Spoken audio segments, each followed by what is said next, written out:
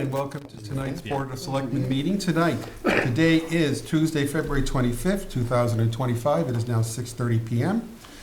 We are meeting this evening in the Harry Butters Selectmen's Chambers, Norwood Town Hall, 566 Washington Street in Norwood, and the meeting is also being broadcast by Norwood Community Media Live and for future broadcasts. Before we introduce tonight's agenda, as is our tradition, we will have reciting of the Pledge of Allegiance and a moment of silent reflection. I pledge allegiance to the flag of the United States of America and to the republic for which it stands, one nation, under God, indivisible, with liberty and justice for all.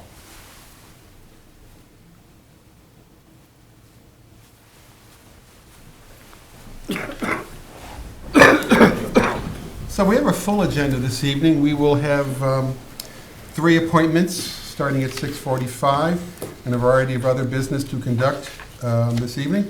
So before we go into our 6:45 public hearing, we will take care of a few agenda items in the interim.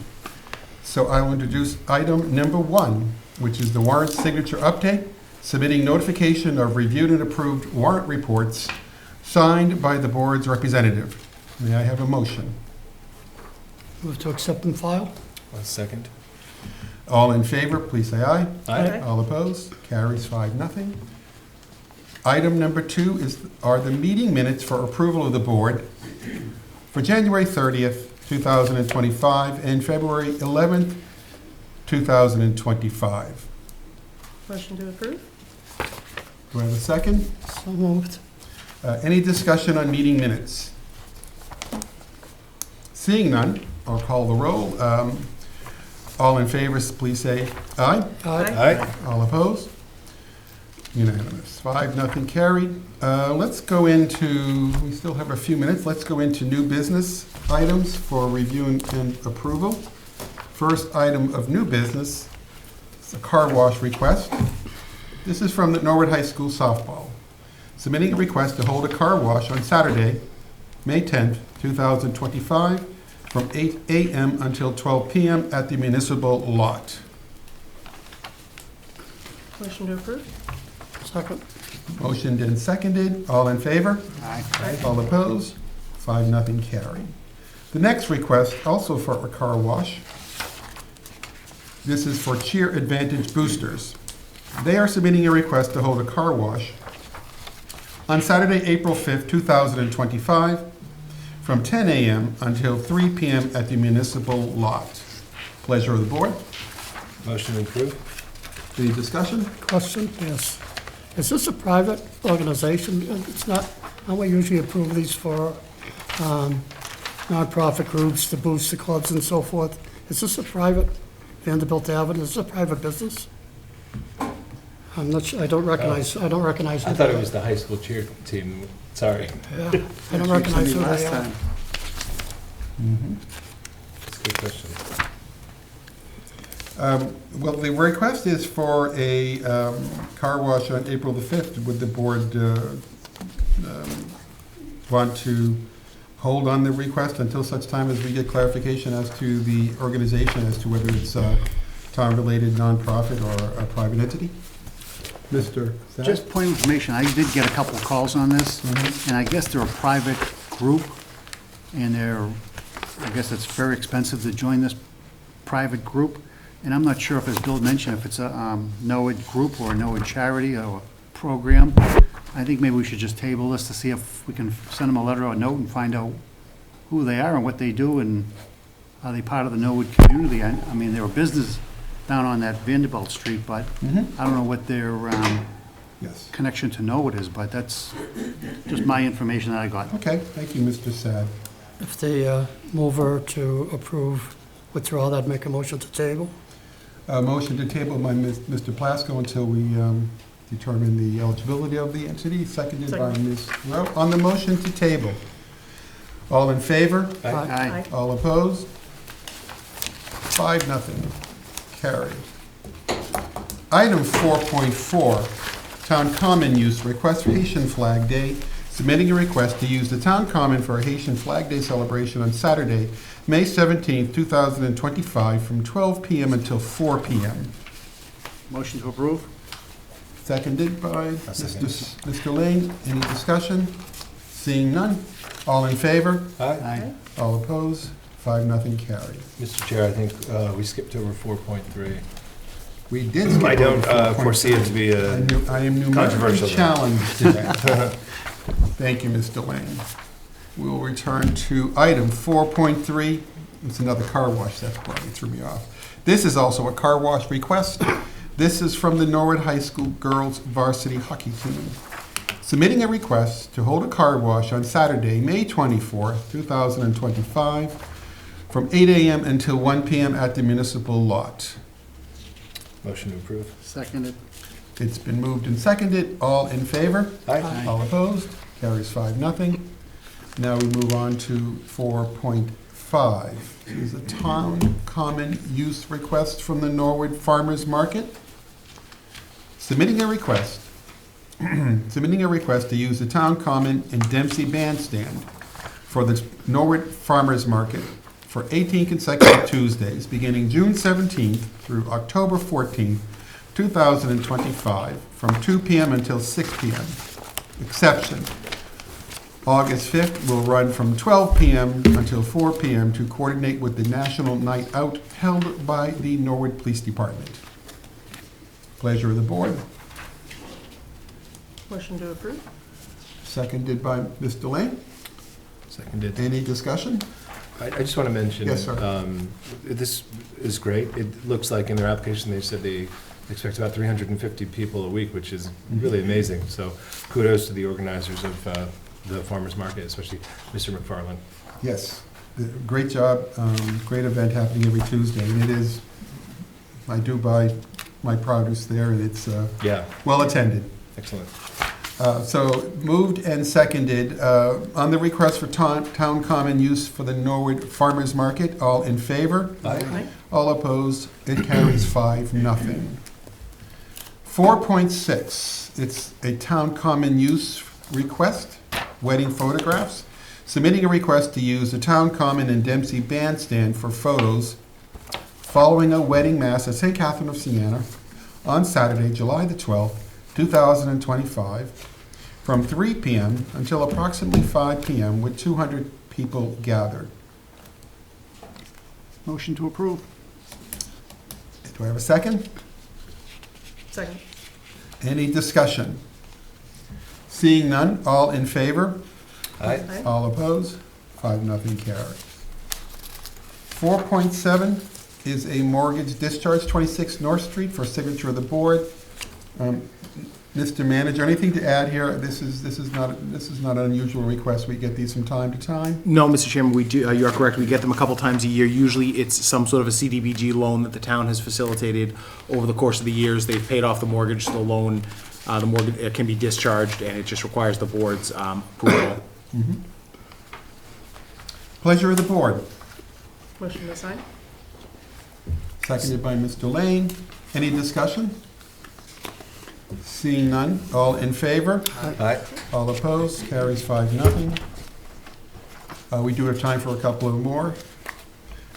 4.8, Sandwich Board Display, a request from the League of Women Voters submitting a request to place 6 sandwich board signs 2.5 weeks prior to the town election on April the 7th, 2025, at the following locations: Coakley Middle School entrance, Dean and Neponset Street, Walpole and Chapel Street, Lenox Avenue, and Pleasant Streets, Prospect and Winter Street, Walnut and Washington Streets. Motion to approve? Second. Seconded by Mr. Lane. All in favor, please say aye. Aye. All opposed? And I'd like to, One abstention. one abstention, we carries 4-0 with one abstention. With thanks to the League of Women Voters, these are the sandwich boards, Mr. Mizuko, that they provide. Correct. These for the- are their signs, and they just Very need nice. permission from the board to place them out. The town will have its own signs out in front of Town Hall and at the Balch is where we place ours, as well as their signs at every polling place on Election Day. Thank you.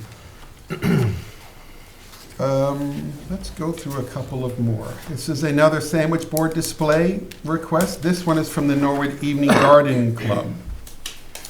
The Norwood Evening Garden Club is submitting a request to place 6 sandwich board signs at the following locations: Manhattan and Walpole Street, Dean and Neponset Street, Nickel Street Rotary at Norwood High School, the intersection of Walpole Street and Washington near the library, and on the Common. These signs will advertise Art in Bloom, which will take place March 22nd and 23rd, 2025, at the Morrow Memorial Library. The signs will be displayed from March 10th through March 24th. Pleasure of the board. A motion to approve. Good. Second. Seconded by Mr. Sad. On the motion to approve, all in favor? Aye. Aye. All opposed? Christine, 5-0 on that, carried. Let's move on to see if we can get a couple of more.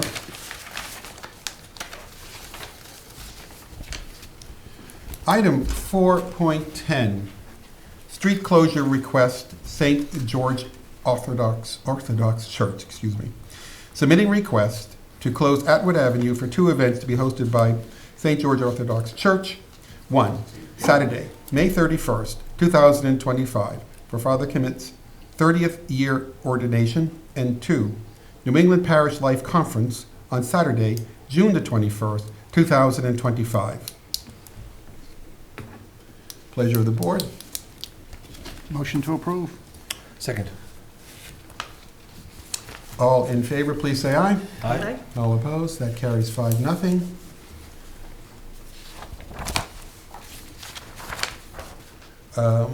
Why don't we try one more before we go into our public hearing?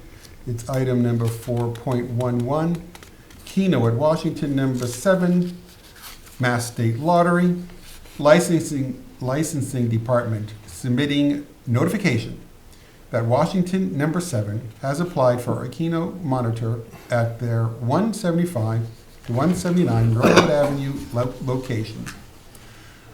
Objections must be submitted by March the 7th, 2025 to L Zella, that is L-Z-E-L-L-A, at masslottery.com, or by mail to the MSLC Legal Department at 150 Mount Vernon Street, Dorchester, Massachusetts, 02125. Move to take no action in this matter. This is just Notification. notification to us, so Mr. Plasko is motioning to take no action. Do I have a second? Second. Ms. Gross seconds. On the motion, all in favor? Just by law, the licensing authority, they make All an opposed? application for a license. Unanimous. And we're going to move into, at this time, I think what we can do is we can welcome the party for our 6:45 public hearing. Have them come in, and Christine will read the public hearing notice, and we'll proceed to the...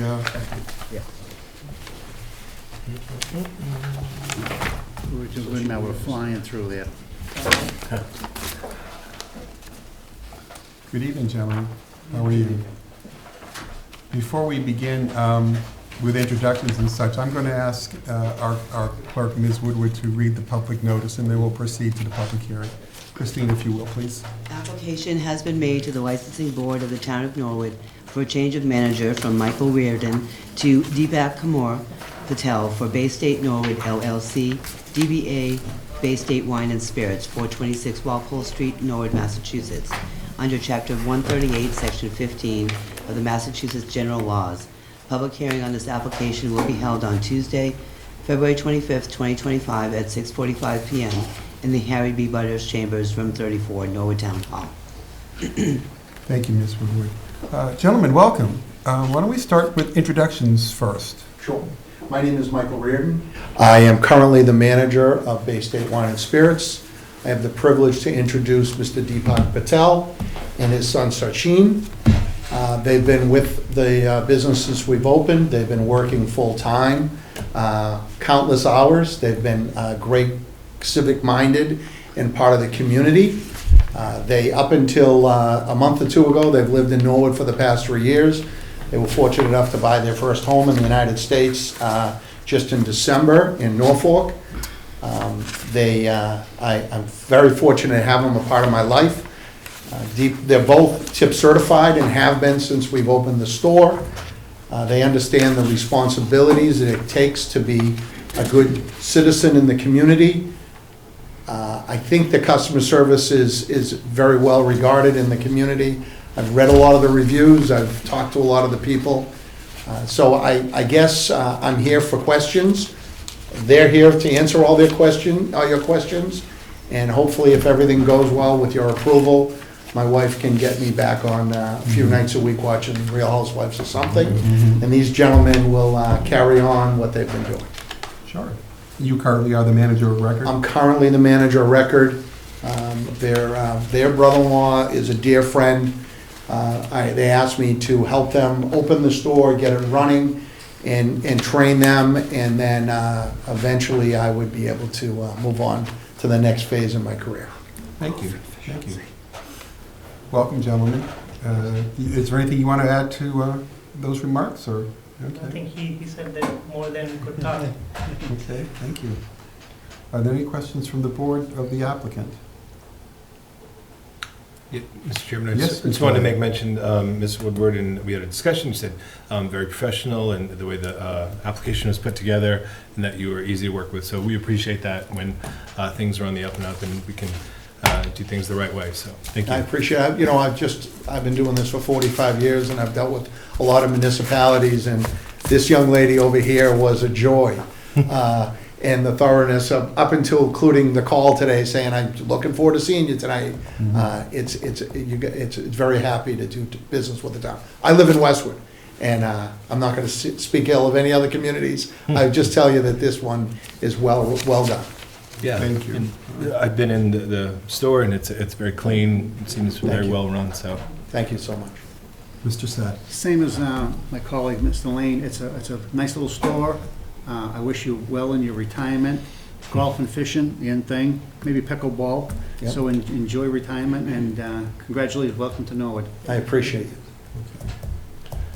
Any other comments, questions from the board? Application is, The only pause I had is when he mentioned Norfolk, but that's okay. You know, I can't teach everything, right? we promise not to hold that against you guys. Any other comments? Seeing none, I will ask if this is the public hearing, so if there's anyone from the public who wishes to voice their sentiments about this particular item, they're welcome to come into the chambers now and address the board. And seeing none, I will Let's close the entertain a hearing. motion to close the hearing. so moved. Seconded by Mr. Plasko. All in favor, please say aye. Aye. All right. Very well. The public hearing is now closed. What is the wish of the board regarding this application? Motion to approve? Motion to approve made by Ms. Grow. Second. Mr. Lane has seconded. On the motion to approve, all in favor? Aye. Aye. All opposed? It carries 5-0. Congratulations, gentlemen. Thank you so much. I appreciate it. Thank you. Great, thank Good you. luck. Congrats. Thanks. Good luck. Yes, good Enjoy luck. your day. Take care.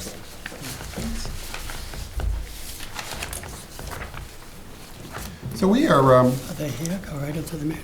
yeah, the next item is Yes, they are. Mark Ryan from Public Works and Jeff O'Neill, Director of Finance and Town Accountant. I know we have them for 7 o'clock, but if they're here, Mr. Start, Luca, we Mr. can Ryan. bring them in and start early to their benefit. How about that? He can come after. One at a time. We sort of listed it as both of you, but we meant it to be sort of one and then the other. Everyone else, the chiefs get to come in with a team, so we wanted you to have a team, but Hello, Mr. Ryan. Good evening, Mr. Chairman, members of the board. You have my DPW report in front of you. I'll just touch on some of the things I think of worth noting.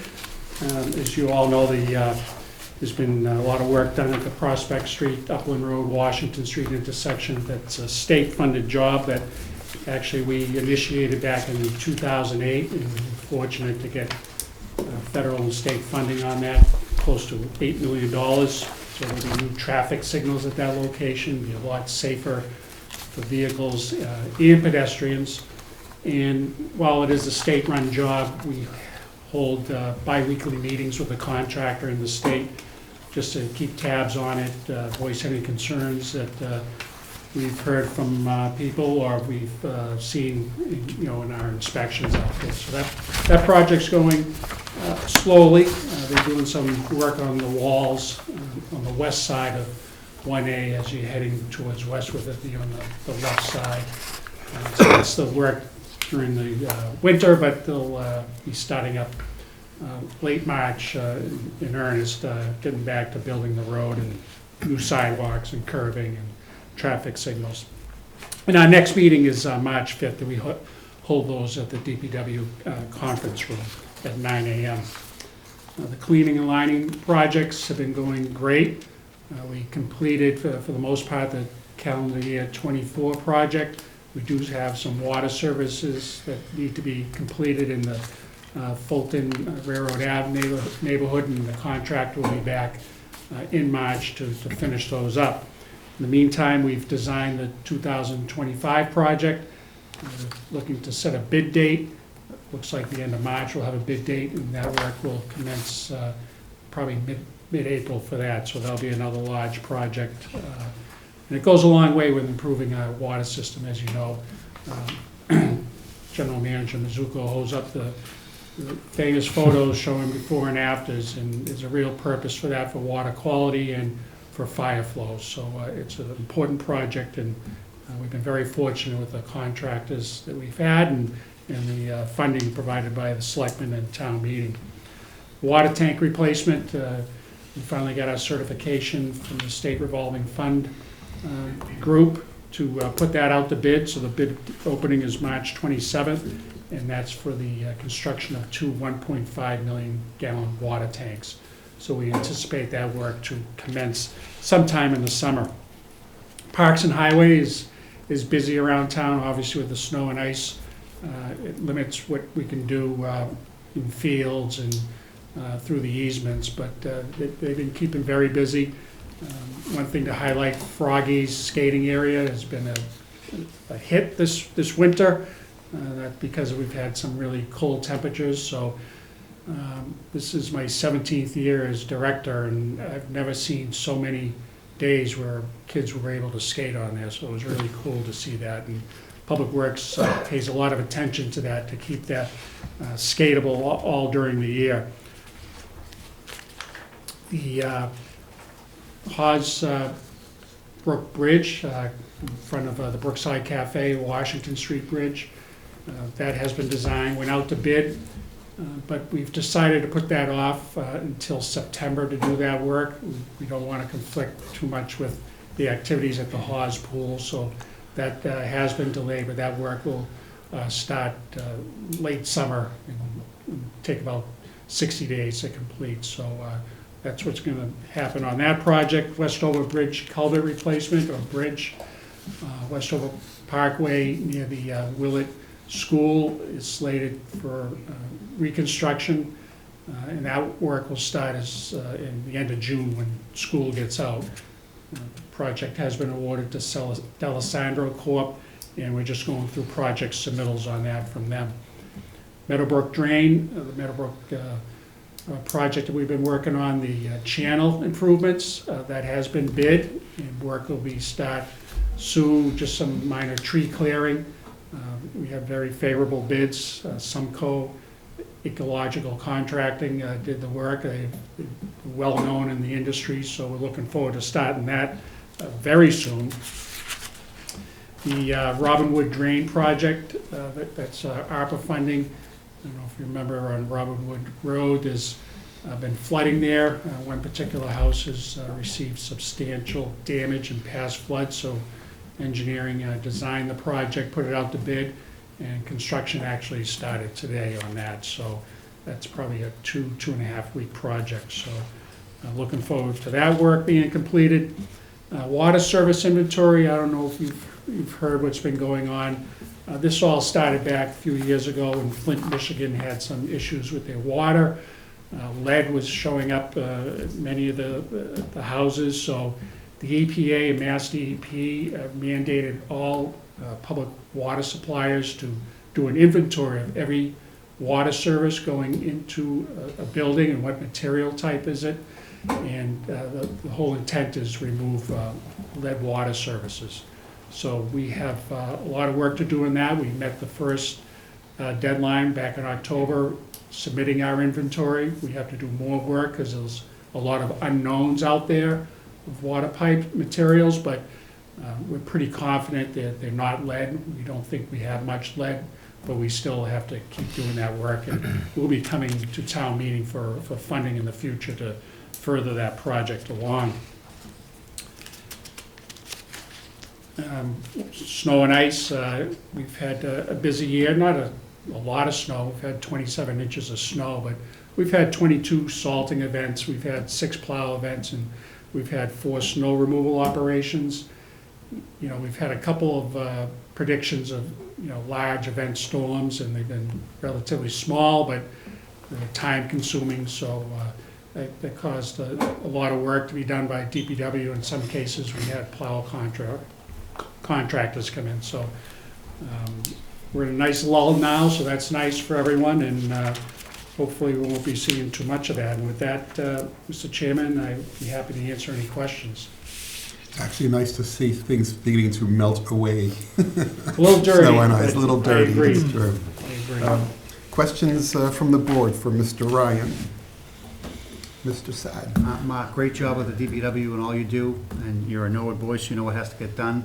Just a quick question. When I come back from Westwood at night, I've got a few people complaining when they come to that intersection in front of Moderna. Any way to get a couple of lights on there so people know that they got to turn a little bit quicker? You know how they have the Jersey barriers there coming into Norwood Center? Mhm. Maybe just look at that. Maybe we can do something with a light or So something. lighting up the Jersey barriers? Yeah. Because it's not, Because they come right Absolutely. up at you. yes. And then one more thing, under the Moore Street Bridge, do we have any idea what's happened with that bridge that was hit by Tresca? A little bit over a year ago, we, Mr. Mizuko, myself, and Chief Brooks met with a company that was coming in that was going to reset the bridge back to its original height. And Mr. Mizuko and Mr. Brooks, Chief Brooks, let them know that is not going to happen. We want to talk a little bit more about raising the height of that. You know, it was 9 feet 11 inches, and that's why a lot of vehicles were hitting it. So we're waiting here for them to come back and tell us what their plan is to hopefully raise it. Okay, good. One more thing, under that bridge on those little narrow walkways, sometimes they're not plowed or anything. Maybe just give it a little attention if there's a little snowstorm or anything where those people, there's a lot of people take the bus up to the companies up there and they walk on that and it's not treated or salted or plowed or anything. Just a small, narrow 2-foot walkway. Yeah, That's all. we can look at that. Put it on the radar. As you know, we don't do all the sidewalks in town. No, but that one's we- kind we- of tough. But we can look at extending that up to that Perfect. intersection, That's absolutely. it, Mr. Chairman. Thank you, Mark. Have a great, happy new year. Thank you, Oh, Mr. thank you. Sad. Golf's right around the corner, Mark. Yeah. Mr. Lane? Thank you, Mr. Chairman. Thank you, Mr. Ryan, for being here and for your update. We appreciate you. It seemed like a lot of the storms, at least recently, were happening on the weekend or a holiday. Is it harder to sort of scramble the team on those days, and does it affect the budget negatively if it's presumably a weekend storm, holiday storm? And just interested in how we made out there in terms of budget. I mean, I'll defer to Mark a moment.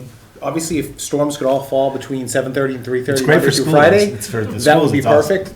So if we have a 10-hour snow event on a Wednesday and half of that's at regular time, half of it's at overtime, there's a cost. On a Saturday, it's all overtime, Yeah. but the crew's gonna deploy one way or another. So again, weekday business time, business hour storms would be best, but we don't seem to hit that. The crew's done great this year and our contractors have done great, and one of the reasons that we have the contractors that we have and that they're able to come back is Mark's team for years is focused on making sure we pay our contractors well and we pay them quickly. So we have the same contractors year to year. A couple years ago, the state dramatically increased what they were paying for snow contractors, and it really hurt a lot of towns in the area. They actually were paying a little bit more than we were, but we were close and we had a good Good relationship where relationships, yeah. they get paid quickly, and, you know, again, due to Mark and his team prioritizing that, we didn't lose any contractors. That's great. We appreciate that, Mark. Mark? Yeah, getting our guys to work on the contractors, not a problem at all. It's no problem. As Tony said, the weekend is expensive because it's all overtime. Yeah. Yeah. I would prefer them 7 to 3 and during the day rather than at night, but that's okay. Good. Thanks. Thank you. Some towns it got so bad they have to have their managers get out and plow trucks. But Mark's That's a dangerous scenario. That's we a want to picture. avoid. What a great, I make a motion. What am I gonna plow, Mark? You have an extra truck. You want to see your taxes go up, put me in a plow truck. But definitely, share our gratitude with your team. Of course, thank you. Thank you, Selectman. Any other questions for Mr. Ryan? Mr. Plasko? Thank you. Not on your report, but on our agenda, we have a recommendation from you, comments on sidewalk overlay potentially going on the budget or into consideration during capital outlay work projects. Can you just tell me how this dovetails in with the street projects we've been doing? This will be a separate project. I mean, we might combine it with a particular street if so be it, but this is going to be a whole separate undertaking. So this would be an additional 2 million, not a replacement. Correct. That's correct. So that's a big nut then. And you could spread that over a couple of years, 2 or 3 years, absolutely. Just want to give you an idea of what you're looking at cost to get, 27 miles of sidewalks done. So if we wanted to keep the project going, there's no reason we couldn't divide it by 2, divide it by 3, whatever. Correct, absolutely, you could do that. Thank you. And I think just on the point of the sidewalk proposal, and just to refresh the board's memory, the board had asked about, we see roads getting done as far as sidewalks. The 5-year plan that we've just concluded, I think town meeting just appropriated the last year for, was focused solely on roads. Sometimes sidewalks got done. The board had made a request early in the year, can we come back with what it would take to sort of do the same thing for sidewalks, obviously sidewalks being expensive. So if the board wanted to move forward, this would, we'd try to work it into the capital plan over 3 years or over 5 years. We're gonna have to make sure that even though we're okay with roads for a while, this would get us okay with sidewalks. Some of the bigger roads in town, as they come up, are gonna need to probably come through as capital projects, because the small amount of money we have in the budget, plus Chapter 90, if you're talking about doing like Washington Street, which because of the traffic level, it realistically has to get done every 10 years. It's not a subdivision road that we can do every 30 or 40.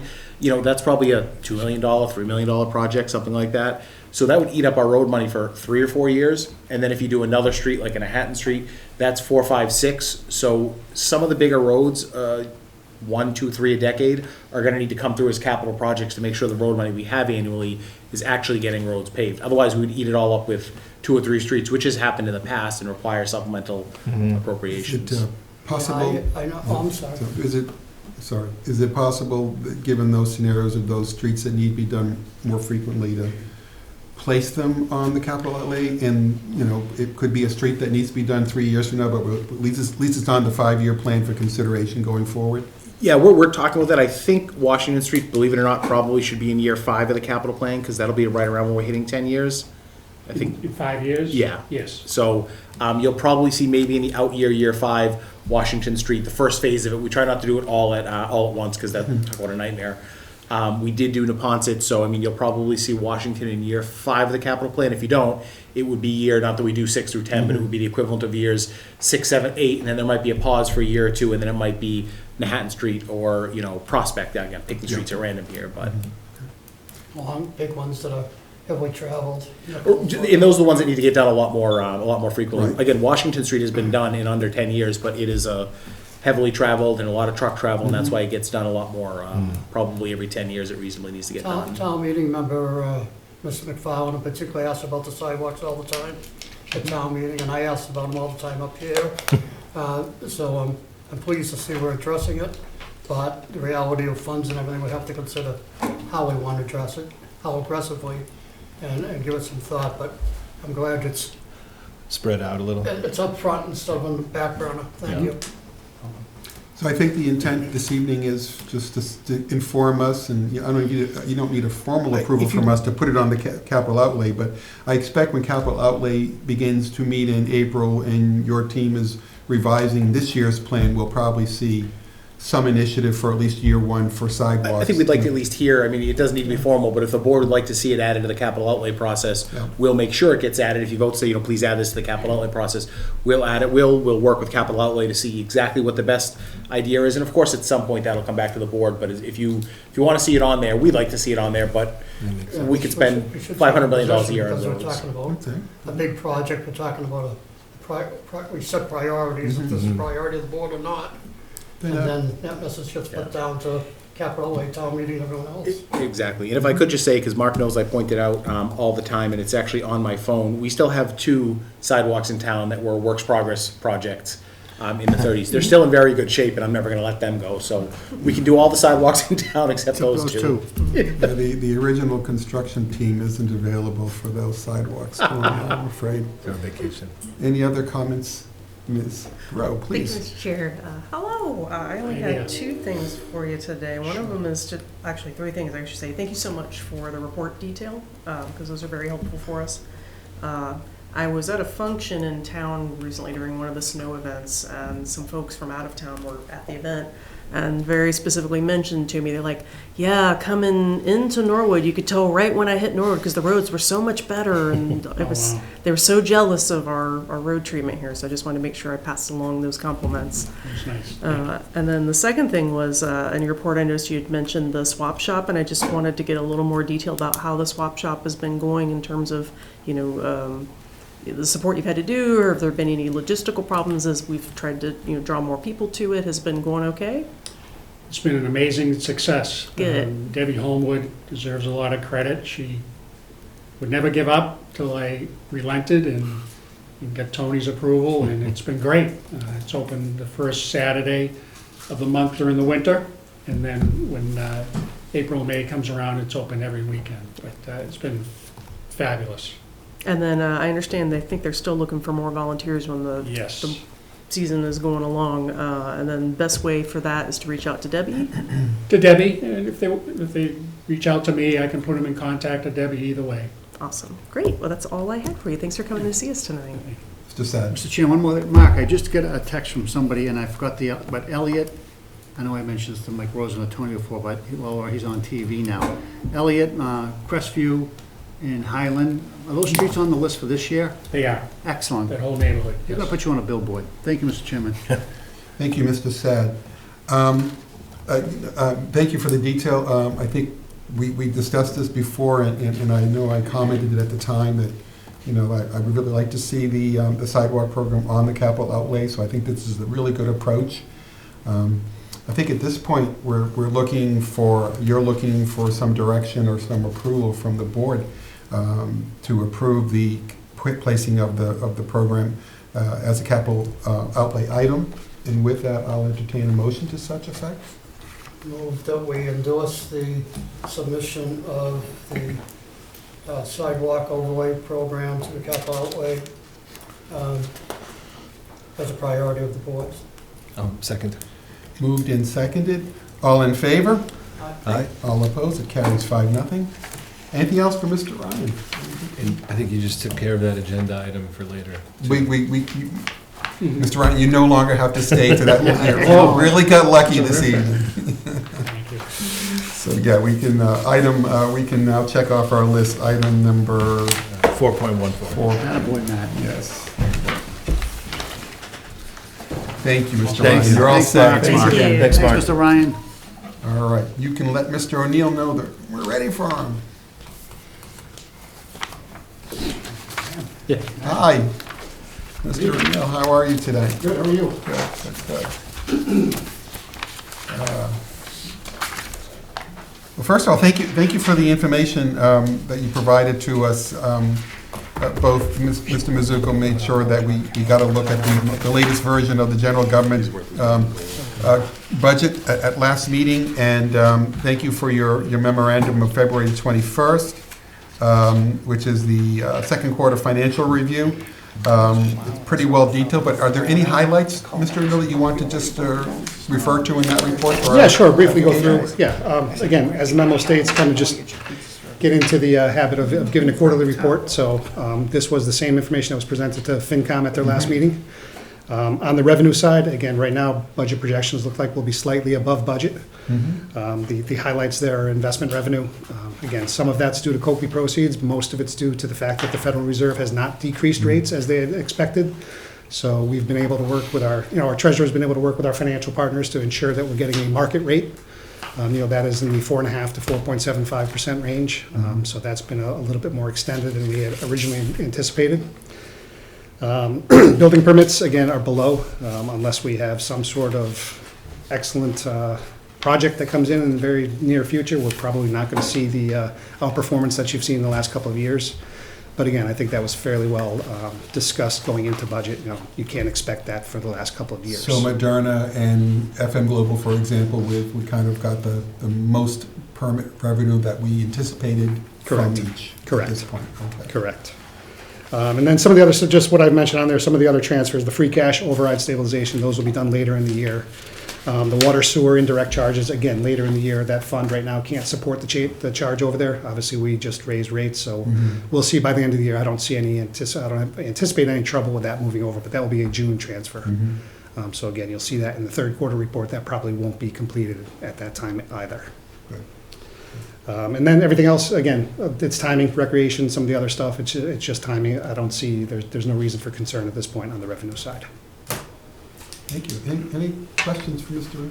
O'Neill? Mr. Sad? Bunch of full, good news today coming up our way. I love that. Good luck. Congratulations. It's good to see you again. Happy New Year. But it's all good news for Norwood, Good. the taxpayers especially. Thank you, Mr. Mr. Chairman. Sad. Any other questions? Mr. Plasko? Thank you for pointing out that the building permit revenue remains below projections. People have to hear that are dealing with our budgeting and looking at free cash. That's where most of the free cash ends up getting available for the next year, and we're already in a tight spot, and people think things continued. This is actually going down, not up, or even staying level, and people have to realize that when they're thinking forward, what the current trends are.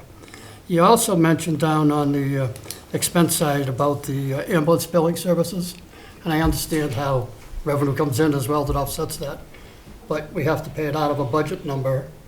So if we're going to be short, and are we getting that from a reserve fund transfer or a town meeting article, or?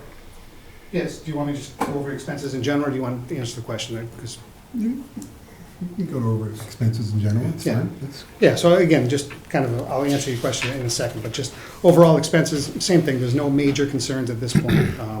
Again, I did hear Mr. Ryan talk about the storms. So I think, for the third quarter, you'll see we are about 100% spent on the salaries, and about 80% on the expenses, so we still have a little room on that side. Again, no real areas of concern to Mr. Plasko's point. So with the ambulance, within the treasurer's budget, we have a collections agency fee. So we're paying a certain percentage of all ambulance billings to that agency. So this is one of those expenses that if it goes up and over budget, it's good news because you're taking in more revenue. So what we will see is we will see that line is over budget. We'll have to make a determination at the end of the year of how to rectify that. It may be a transfer from another department that has some funds. I don't anticipate it. It would be a FinCom reserve or other more critical type of transaction. I do think we'll have it within other departments to take care of. But again, it's something that needs to be addressed in next year's budget as well, I think. We just have to make sure that should be that percentage of revenue collection should be that line item. That's the fair way to budget that ad. If I could just add to that, Mr. Chairman, this is one of those odd complexities of when we go to budget, we say, okay, so the town budget's at 5.4%, and maybe we want to drop it down to 5.3%. Well, what do we do with a line like that, that's an expense we bear, but it collects $2.5 to $3 million in revenue? So, we're denying a service somewhere else because we have to raise that number up a certain amount, but all it means is that we're collecting more revenue.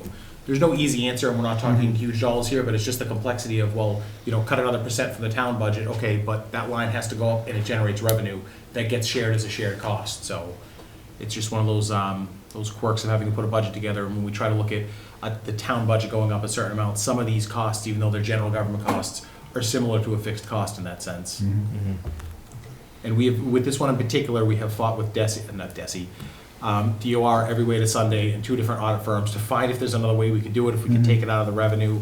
Nobody will allow us to do it any other way, because again, it's sort of a false raising of taxes and it counts against the tax levy, but we know the revenue's there to cover it, but we're not.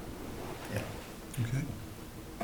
Do we, if I might, so the budget we presented here, the last meeting, did come in at the general government budget of 5.4%. I know we still have, continuing to look at our budget processes with the Budget Balancing Committee and FinCom. At the 5.4% increase, is that meeting any recommendations or guidance provided by either committee? FinCom or? Not at this point, we have not had any recommendations. Okay. So I think that's, over the next couple of weeks, we'll get into the meat of that discussion. Okay. And when do we anticipate, Mr. Mizuko, that we need to finalize the budget? I think, we're getting closer and closer to the time that we need to close the warrant. Sure, the sooner the better. I mean, we have some time for the numbers in the warrant, but at some point, the budget needs to get, talk about the process for a minute. The board would need to decide on the number they want to set forward.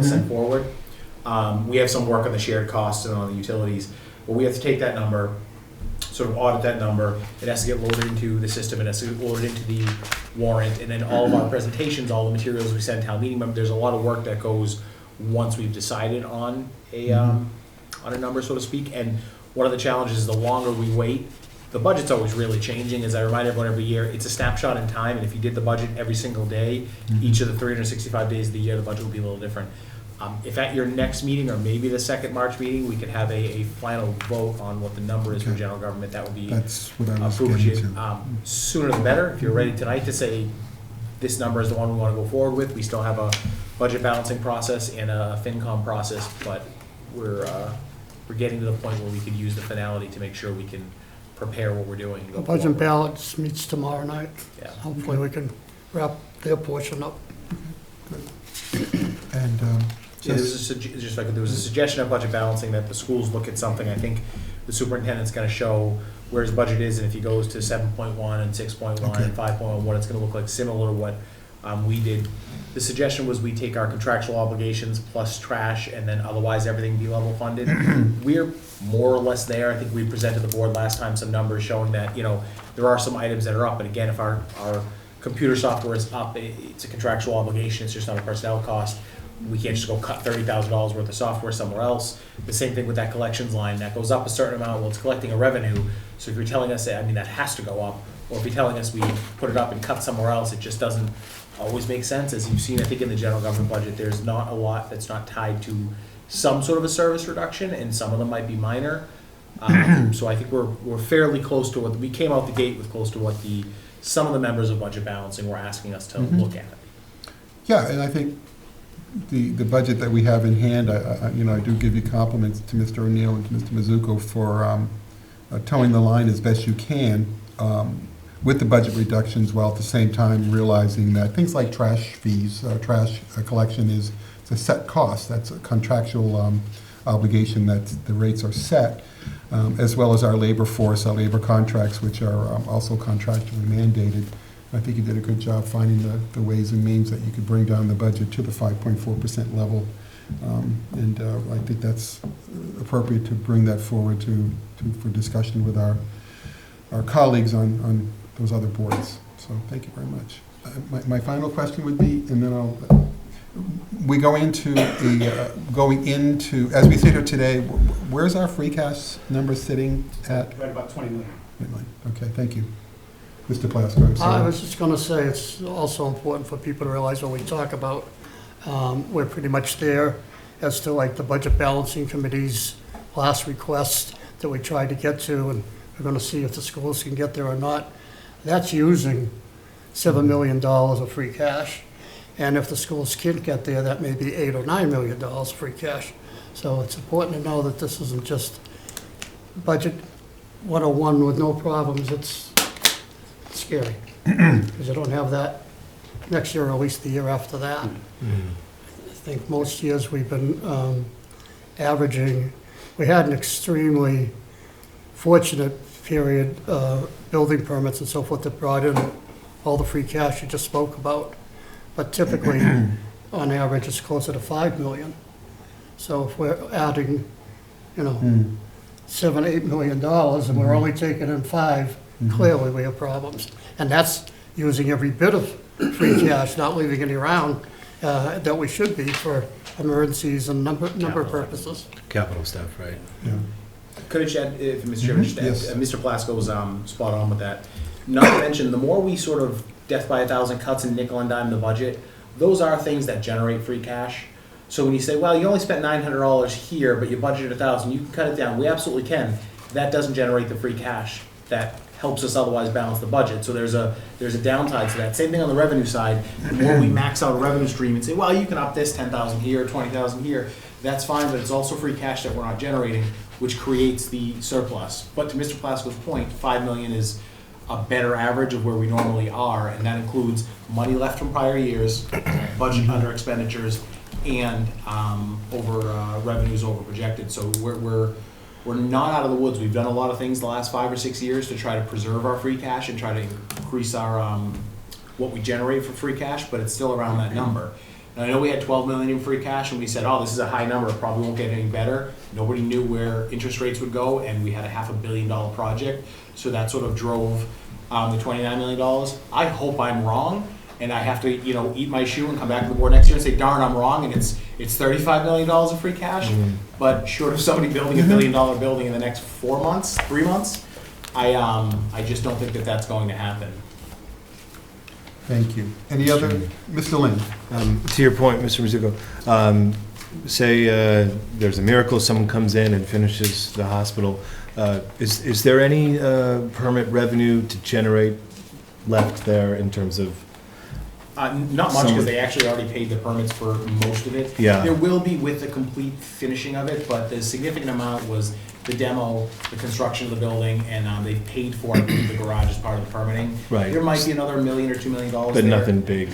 No, there's not, unless somebody comes in and really goes gangbusters, there's not another $6 or $8 million of permitting, which is what the current project brought in. Right. Same thing with FM, they'll do a sort of a summary towards the end of their project, it'll look what their construction cost actually came in at versus what they contracted on permit. That might generate $1 million or $2 million when their project is done, but we're not looking at that for another year or two, and again, it's nothing compared to the $7 million or so it brought in initially, it might be another $1 million, and honestly, that's us just kind of kicking them and saying, come on, give us extra money, your project cost a little bit more than you projected, and hopefully it does, and we don't give money back if it comes in under, but there's nothing significant there. Moderna could always do something else, but they seem to be at the sort of end of their massive construction phase. Things always tend to change, but I think this period of $5 to $10 million a year in building permits for a town that historically, like a lot did, maybe $1 million a year, I think is coming to an end. Maybe it'll be an easy bottoming out of that with, we'll pop an extra $1 million or $2 million a year here, but no more $8 millions unless I'm wrong, which I would like to be. Thanks. Anything else for Mr. O'Neill? I would just say thank you, Mr. O'Neill, for the report and the way it was presented, the information, it was easily digestible, so thank you. Good report. Thank you, Jeff. Is the board, do you have any thoughts on where you'd like to see the budget go, or are we gonna delay to the next meeting? Delay's a bad choice of word, are we gonna, Well, I is think there a you have, consensus or do we wanna wait? Well, Mr. question. At the moment, the initial budget you propose is like 5.4% increase. Correct, we had projected 6 last year, we were able to drive the actual down to about 5.4. And if we go with the last comment at the Budget Balancing Committee of 5.3, what does that represent? I don't know if their request was 5.3 or it was a couple $100,000 would get us to a net of what the and it was a recommendation, it was 2 members of Budget Balancing said, can you keep all of your costs flat? So what we did is we took all of our operating cost increases, we took what we've already cut out. There's maybe $300,000 or $400,000 outside of trash, but again, some of those are also non-labor contractual obligations.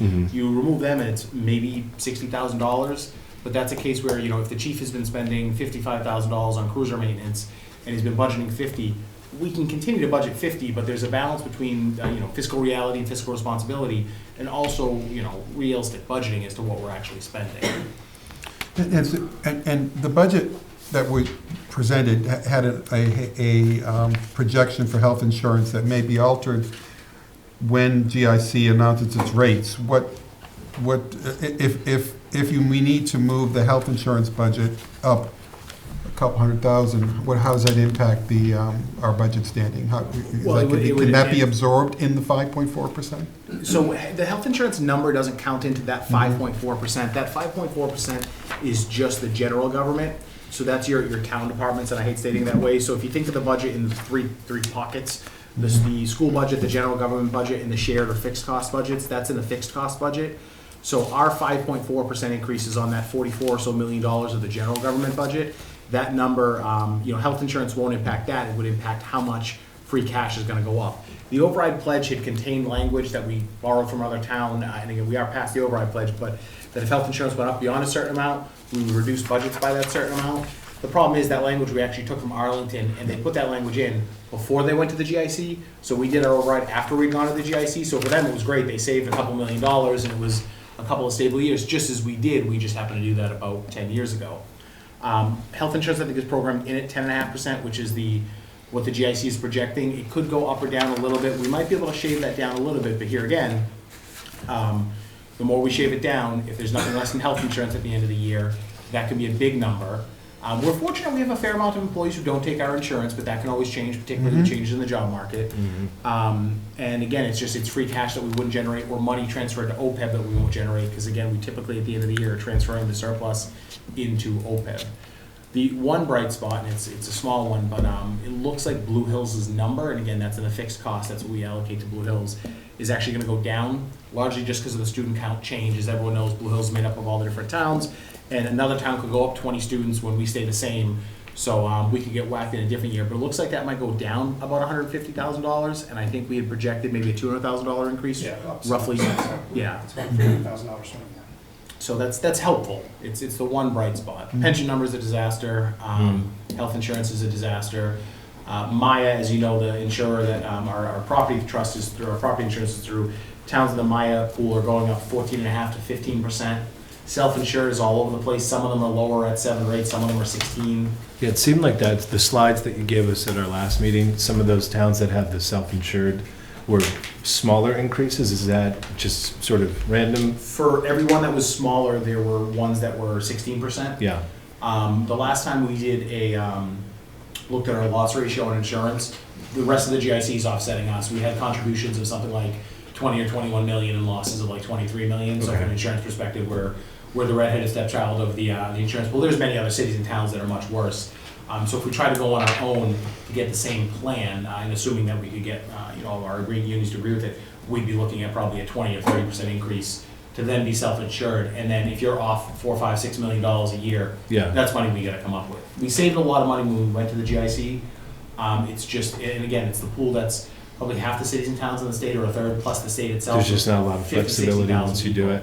Yeah, once you're there, you give up flexibility for a much larger pool, which helps us because we have a bad subscriber ratio. Yeah, okay. Thank you, I appreciate that. When we first started to project our FY '26 budget, what percentage increase were we looking at? Was it close to 6 or 6? So based on last year when we started looking at with both the school and the general government budget, we projected general government going up about 6%. That's because we knew that as we were settling our contractual increases, that there would be a step for most units this year. So this is the kind of year of these 3 years where it's a little bit higher. So we knew we would need to come in around 6, and obviously trash going up a significant amount being part of that as well. And the schools were projected at around 8%, largely based on, we did bake into that projection positions for the Coakley. I don't recall off the top of my head exactly what was baked in there, but we knew that was sort of where we were going. So we projected 6 in the general government, we projected 8 on the schools. They're at 8, but the superintendent's gonna present what the trade-off would be if they went down to 7 or down to 6. We were reasonably certain we needed 6. We came in at 5.4 is what we reasonably need without starting to reduce items. Now, next year, I can't predict the fixed cost budgets because that's relative to a couple of markets we don't control. On the town side, we think we'll be sub 5. We'll have our first payment for shared dispatch, which will add a couple $100,000 to the general government budget, but we won't have effectively 80% of our employees going up a step, so hopefully that'll get us to that 5 or below, and then we would hope that from there on, we're keeping things in that 4% range. As you know, and I apologize, you've all heard me say it a million times, but it's always worth repeating, the inflation that you see in the general economy, and remember, a home in Norwood since the override is 60% more valuable than it was at the start of the override, and that's a cause and a result of all this inflation. It tends to hit municipal budgets several years later than the general economy.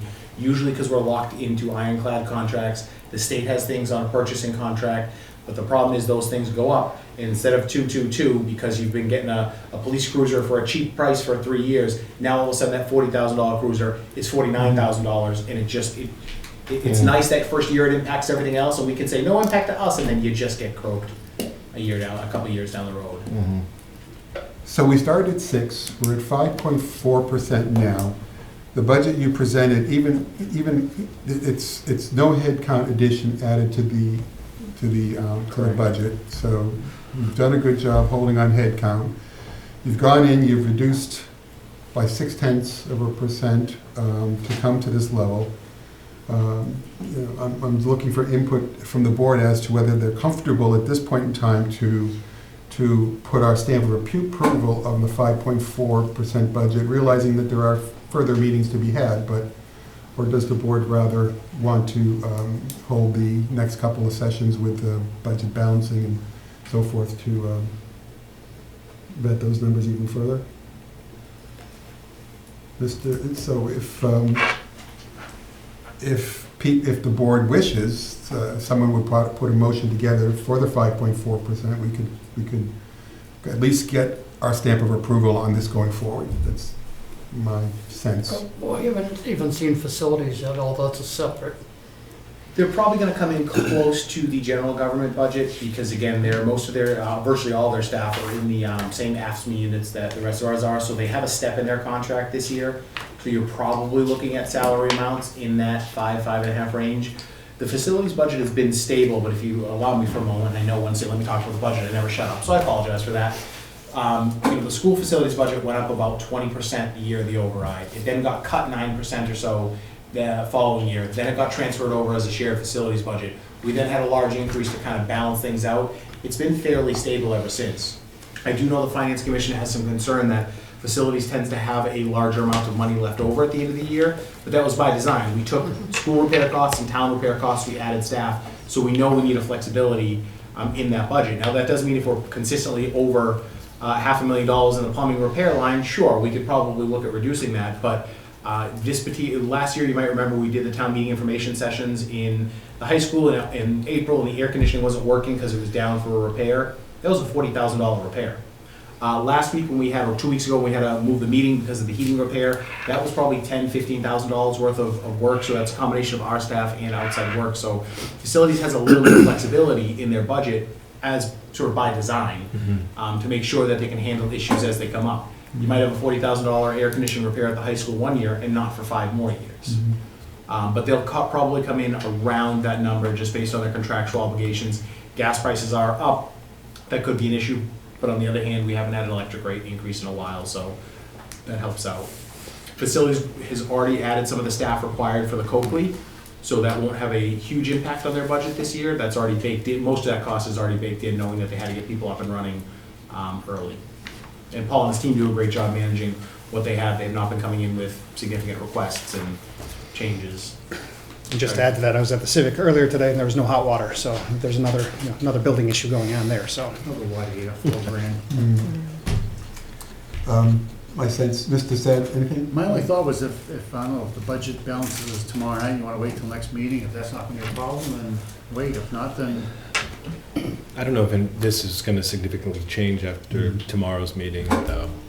Not gonna change much, Yeah, but I don't, but gonna tell them you're not gonna try to get to the 5.3, if that's what, so far, the 5.3 was really a request from the 2 members of the Finance Commission. The group didn't vote, that's the number. I guess there's no harm in waiting. Yeah, I think if we wait one more, Yeah. I know I personally wanted to see us be able to not use free cash, so much free cash, but in doing that, we're not talking $100,000, $200,000, because that's not gonna be a significant savings. We'd have to start talking, $1 million, $1.5 million, and well, you saw last week from some of the numbers for the last meeting, the manager presented how difficult that gets, and then now we are getting into the services to the public, and when do we get there? This year, next year, whatever, but it's still more comfortable with one night with the Budget Balancing Committee, if we can wait. Sounds good. And we'll hold our formal approval to more meetings and other input is on the table. Anything else for Mr. O'Neill? Thank you very much for. Thank you. the Thanks for being briefing. here. Thank you. Great job. Have a good rest of the night. Thank you. All right. Mr. Adams, you're welcome to come in. We apologize, we're running a little late. Sorry about that. Good evening, everybody. Good evening. How are you this evening? Very good. I've got a couple of handouts for you. Sure, just pass out your information and so we're here as we continue a show cause process that we've initiated some time ago. This is in relation to the license for liquor that was issued to you, and we agreed at the last meeting to continue to have you come before us and give us an update regarding the status of the construction with an eye towards getting updates from you in terms of how close you are to, thank you, how close you are to initiating the license formally. So with that, we'll let you proceed with your update. Thank you very much. I just wanted to introduce Rebecca Borgiola. She's my partner in business. Hi. During the meeting last time, the board had suggested that I seek a path of being partially open and being able to serve. So if you look on the architectural drawing there, there's a shaded section. The building department has given us permission to occupy and use that space. So there's a classroom there, and there is a retail area there. That area is now complete, and if you notice behind the counter area, I labeled it as bar. And so everything behind that bar is there to fulfill the requirement for a completed service area for alcohol. So we had the Board of Health came by today and inspected and has approved that area for service of alcohol. The building department had wanted to make sure that we had a plan for egress and a partition. So what you see in the photograph is the partition, and then on the drawing there, we have a plan of egress to the bathrooms that are currently open for public use. So as it stands now, in the shaded area on the architectural drawing, we are ready to open this weekend to serve alcohol, if the board so wished. And of course, we have to seek out the approval of the building department. But the health department has already signed off, and we already gone as far as having the first employee get tip certified. And the intent from the building inspector's point of view was for you to have that partition to separate that area, which is sort of it's right next to the Irish Brewery, right? So that's the wall that goes Yes. into the next business. The brewery would be to the left side. Right. So this is to, provide safety for any patrons to not be in the construction area Separation while it's from construction. undergoing. Yeah. Okay.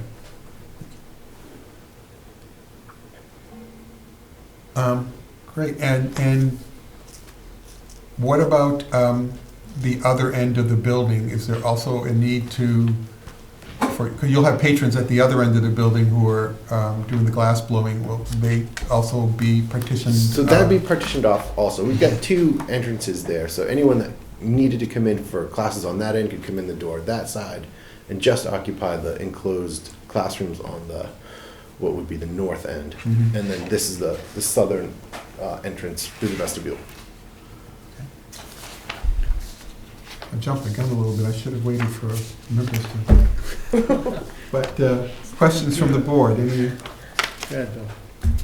Yeah, I'm confused. Temporary petition, are you ready to open this weekend, presumably, or potentially? According to who? Have you been to the Board of Health? The Board of Health came inspected today and approved And everything. this going to be food or just alcohol? He said that if we wanted to seek out food, that we would have to have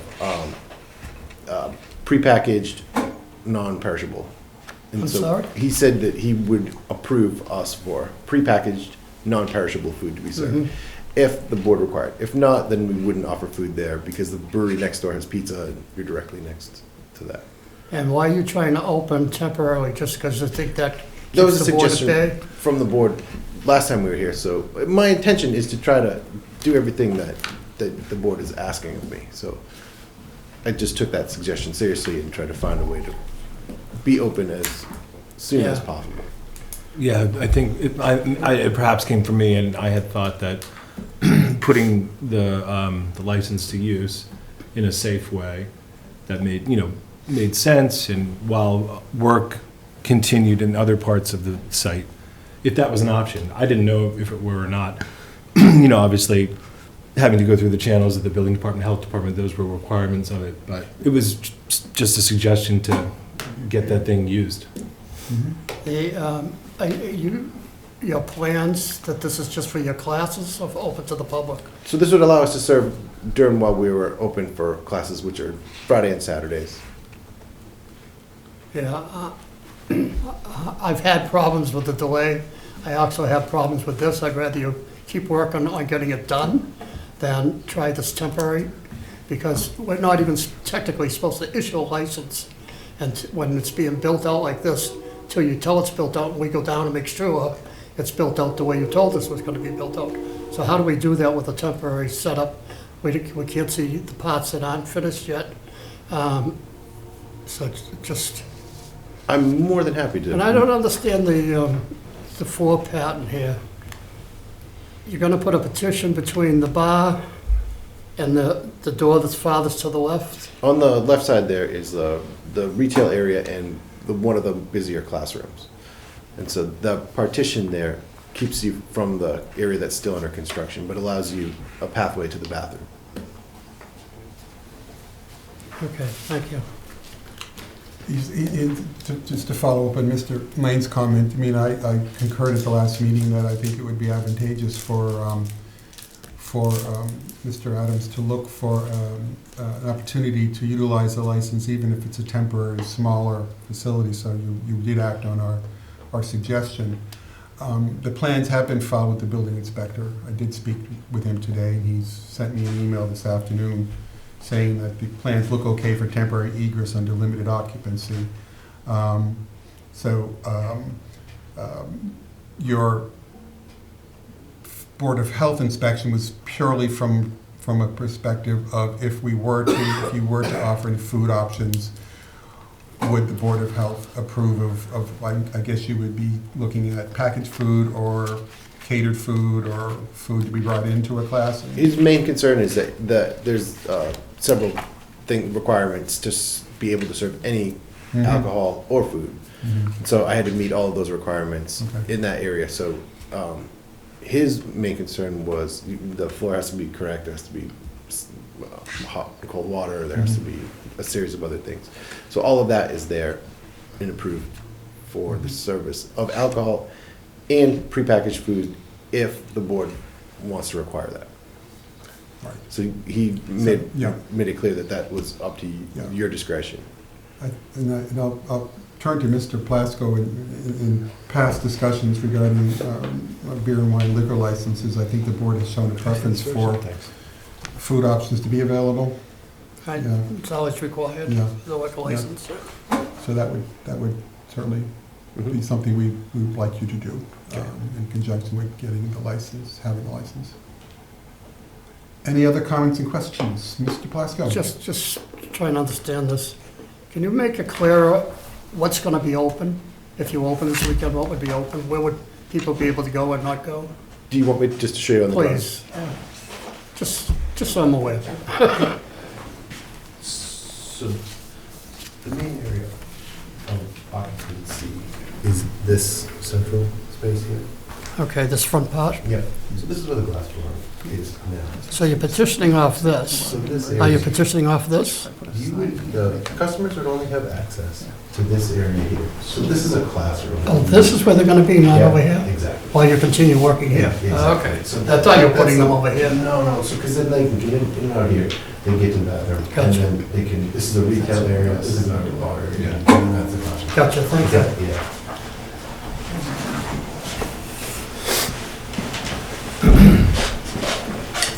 Can I, sorry. Mr. Lane, yes. Sort of switching gears, in terms of the overall work at the building, at your site, for the big picture, I guess we'll call it, do you have an expectation of a timeline for that, when that work would be completed?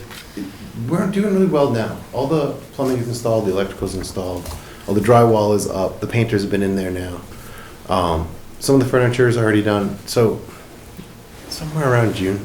It looks like we're in pretty good shape for 3 more months of finished work. If maybe a couple bullet points on what's been done in that space since the last time we met would be helpful. Most of it was completing all the framing, drywall, painting, flooring. There's special flooring that has to go in. There's 2 kitchens. There's 3 bar areas. Each requires special epoxy coat flooring. That kind of a big process to get done. So we got all of that done. They had to finish installing fixtures, so there's 27 sinks. There's all of that hardware is So not an insignificant amount of work. Not right. Yeah. There's a lot of bar equipment that goes behind a bar, and so there's the upstairs bar, the downstairs bar, and then the one behind the retail space. Okay. Tile, lots of that So kind of what stuff. was the period of time? Last time you were here was December? December, yeah. Beginning of December. I think, Of this year, finished the whole year up? No, I'm saying I- how many more months? Oh, he's saying June. 3 4, months. 3, 4. I would think that regardless of any decision we make tonight, we'd probably like to have you back in periodically to kind of update us on that between now and the time that you're projecting it could end. So, this evening, I think you're looking for the board to give you the okay to start your serving, utilizing your license in the space that you described here, on that bar that you have depicted in that picture, at the same time allowing for food to be available to those patrons. And I'm assuming, I've been in that space, how many folks do you keep in a class you intend to have in any typical time? 10 to 15 people per class, and we'll do 3 classes on a Saturday or 1 or 2 on a Friday. And so you could have easily 50, 60 people in and out on a Friday or Saturday night. Mr. Thack? Just one suggestion. I was there earlier today, just to view from 2 months prior. Maybe on that temporary wall you have right here, Mhm. maybe just put a second emergency exit or check with the fire department. There's For people to know that, There's one right above it. oh, perfect, okay. And I think you're at the home stretch, you're 80% done. Yeah. We just gotta get it done for you, gotta get it done for the town, for the people know it, and it's gonna be a big asset for the South Norwood community and the town, but it's unique and it's pretty big. It's a bold adventure, a big investment, so we're proud of you for that. And I just think, hopefully maybe 6 weeks, 8 weeks, get you back in here. And Yeah, get a we'll progress schedule. report, at least, maybe halfway through, whatever you decide, Mr. Chairman. I think that's appropriate. Yeah, I think that'd be great. And I think that's what the board has done in the past. We've had similar situations that we just like to have that periodic update regarding a license and when it can be activated. And I'm always happy to have any of you stop by. I'm eager to show you guys what's happening and what's left to do and what's been done at any time that's convenient for you. Anything else? Do you want to just continue the hearing for 3 months, so things will be completed?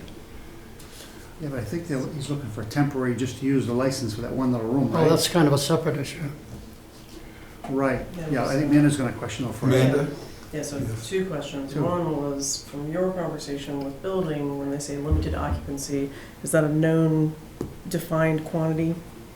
Like what's the definition of limited occupancy? Is that 20 people, 50 people, 100 people? I'm not sure about that. It's something the building inspector uses the phrase limited occupancy with 3 egress It- paths. Sounds limited to me based on your description, It right? says That 60, but the building seems- inspector might say 20, Yeah, yeah. So you know, that quantity across that amount of time seems reasonable. And then my second question is to the point of the temporary area being used for serving versus the overall progress on the project. My assumption is action we're taking tonight is in relation to giving permission to start serving in that temporary area versus we still want the overall project done on the timetable that we're expecting, that the next time we come to see you, progress, like basically serving in this temporary area, we still want you to keep the pedal to the metal on the overall project. As long as that's well understood, then it seems reasonable to me. Well, I think there's something that I think we might want to just immediately deal with, and that is the timeline, the timeline for having Mr. Adams back in here for the update on the overall construction. So why don't we deal with that first? I don't have a calendar in front of me, but I'd make a motion to extend the hearing for 3 months, whatever that date is, if you could notify Sometime everyone, in May. Okay. Continue the hearing. assuming that passes. Okay, so do I have a second on the motion to have an update from Mr. Adams in 3 months' time or thereabouts? I'll second. Um, On the motion, Mr. Chairman? Yes, sir. Does taking that action preclude us, that's separate from making a decision? I think the board was intending to take that separately. Okay. Yeah, good. That was my intent. So it's been motioned and seconded for the 3 months continuation. All in favor? Aye. All opposed? Carried 5-0. Okay, now we're at the decision point to consider approval of Mr. Adams's plan of having this temporary location for the serving of it, and I'm assuming, obviously, no pouring stations. You're going to be using prepackaged liquor products. Okay. With the stipulation that, as Mr. Plasko says, that's something we do require, with food options that also available for those who are attending your classes and partaking of the after-class activities, I guess. Do I have a motion on that temporary location approval, or does somebody want to put forward a motion? I'll put forward a motion to approve the use of the alcohol license in this temporary limited capacity, with the notation that I think Ms. Grow did have a good question about having a defined limited occupancy number, which is something I'm sure the building inspector could provide between now and this weekend, if you had planned. Mr. Mizuko, if you could check with Mr. Pelletier to find out what he needs specifically in order for us to go forward. We'll work on it. It may be just limited. Usually when the code gives discretion for temporary Yeah, occupancy, it gives wide range to the building inspector, so we can probably give a number as to see what seems reasonable, but usually temporary occupancy is limited to. Yeah, if that's, So, if it is something that you could define, if it's just limited is the definition that we have to be happy with, that's Right. fine. On that Yes. point, my only concern is making sure that Mr. Adams knows sort of what his ceiling is. Like, we wouldn't want him to go, aha, I've suddenly figured out a way to get 300 more people in here at once. And it's like, well, we were That wouldn't thinking benefit anyone. limited occupancy. Mr. Sapp. Second, that's Seconded. motion. So I think the motion is to approve the temporary location of the use of the liquor license with the contingency that it be, that Mr. Pelletier from the building inspector advise exactly what capacity he is or isn't limited to. On the motion, Mr. Plasko. Thank you. This has been going on for so long. I think I know the answer, but I want to make sure. Has this come back from the ABCC as approved? As well, come back. This license? Yes, I have his license. Okay. Then the only other thing I would say is, as I kind of mentioned earlier, I don't think we've ever done anything like this before. I can't understand a temporary use. I think it's just to keep the board happy, and in that case, from this seat, I'd be happier with it finishing than temporarily opening, so I'd be opposed to temporary use. Very good. Any other comments, discussions on Mr. Lane's motion? Ms. Do we have any requirement to know exactly what food is going to be? There, Mr. Plasko might chime in, but I did have a conversation with Ms. Lane, Stacy Lane, and there's really no, there really is no specific food, that's, Mr. Adams is, Yeah, so we're not requiring a menu, nothing like that. For, what are you talking about, for packaged food? Yeah, Yeah. great, It's only when they're preparing it that they need. right. excellent. Any other discussion? Well, we'll put it to a vote. All in favor of Mr. Lane's motion, please say aye. Aye. All opposed? Opposed? Christine, 4-1 carried. Okay, Mr. Adams, thank you for coming in this It's good to evening. see you We'll, all. we'll, Thank you. See you in 3 months. I do park down, you're in the neighborhood, I'll make Yes, sure I'll see you please. there again. You and, can have the first drink with us. Well, Bring we some do pizzas in drinks. from next door, yeah. Thank you. Please bring Chairman Blasko with you. Thank you. Thank you. Take Have a care. good evening. Take care.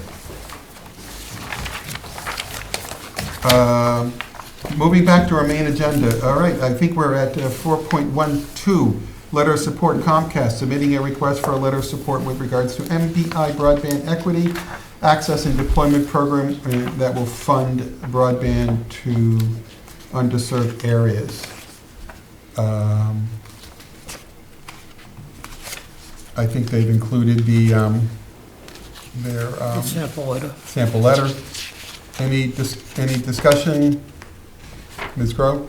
I had a question. When I was looking at the sample letter, it has an area to essentially fill in approximately where we think it would be placed. And for me, I was curious, where in the town would it be?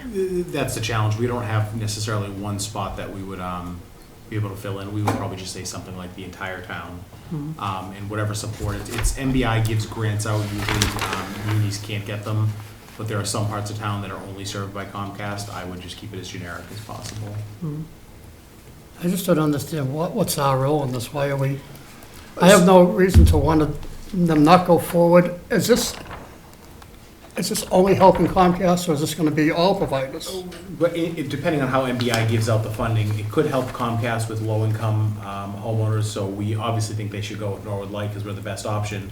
That being said, there's some areas that have an exclusivity agreement with Comcast that we're not able to get Norwood Light in, so it might help in a case like that. We have our own similar programs. It's also just a generic But- letter of support. I don't think it's, But there's communities in the Commonwealth that have no service at all. A number of years ago, I knew that the town of Princeton, for example, set up a separate light department just to bring in the internet, because they didn't have the service at all. And the state, at one point, it was funding programs to wire the state, if you will. So what is this now? To wire Similar actual to that. specific communities? the way the MBI system works, it's similar to a grant, so Comcast might be able to get, I'm making numbers up here, but $1 million this year to provide low-cost internet service to some low-income families. And so knowing that there's a letter of support, it's just to check the box for them that they might be able to apply This for. this is unserved areas, not low-income people. Unserved, yeah. Right, it's unserved, it's underserved or unserved areas for low-income internet. So they, No, it's not for low income, it's for anybody in the area. It's for towns, like I just said, that aren't even connected. I want everybody to have the service. I just don't know that if we're putting ourselves in a position of favoring one company over another, then why are we involved in that? Well, Mr. Chairman, I spoke to the kid last night, yesterday, and it's on the letter, and he came from Lane Drive in Norwood, his relatives. So he was very familiar with Norwood, and I said, what are we getting for it? He says, nothing, we're gonna get the rights for a $45 million grant from the state. I says, well, we don't have any areas in Norwood that I'm aware of that have any non-internet or cable areas, because I just don't think we have any, but 3 companies or 4. So he says it's just gravy money that's on the table, they want to go get it. So I said, well, it doesn't make sense to me, but it's up to the board to decide what they're going to do with it. It's just, it seems like a grant that's on the table that they want to grab it and maybe put somewhere in an area that doesn't have cable or internet and Yeah, they're push getting it their, to them, but it's a grant on the table for free money. Let the state make the grants where they want to make them, why are we involved? Yeah, apparently that Fair point. they're telling us that this helps and that the state will require it. Ms. Gross? Yeah, so on that note, it sounds like my impression was kind of like yours, like where in Norwood is left. So it sounds more like for them, this is more about them saying, look at all these Massachusetts communities in general who are supportive of us doing the thing and honestly, wherever what they they're gonna choose do to is do they'll that. take the money and use it to upgrade or pay for things where they want to. I mean, it actually says lacks sufficient access. So they could say, geez, on Mike Sad Street, we don't have sufficient access, so give us money to do what we would otherwise wanna do. Right. There's no harm in it, but there's also no point in doing it. The world's not gonna end. This isn't a, Yeah, I was gonna say, a critical issue. I think it's, if we support this with a letter or not, it's not gonna make or break their grant application, No, it's so. Yeah. And what would it be? It's so that they give Comcast the grant instead of RCN or some other company. Yeah. Someone will get it, Yeah, right? I'll let the state decide. Yeah. You can table it or take no action. Again, it's not the, I'd make a motion to take no action. I'm not particularly Second. interested. Motion's been made to take no action. All in favor? Seconded, yep. All opposed? Okay, unanimous. Item 4.13 banner placement request, Norwood Hospital. Mr. Mizuko. Thank you, Mr. Chairman. We would like to put a banner up across Washington Street where we normally put our banners, advertising both our website that we have for the hospital and just to keep folks reminding that we are looking to finish the job with the hospital. It'll be a standard banner similar to the other ones we have. We're asking for to be able to put it up for the next 12 months with the understanding that it'll come down at different periods when we have, for instance, the 4th of July and other banners up. Sort of a stock banner for the next year.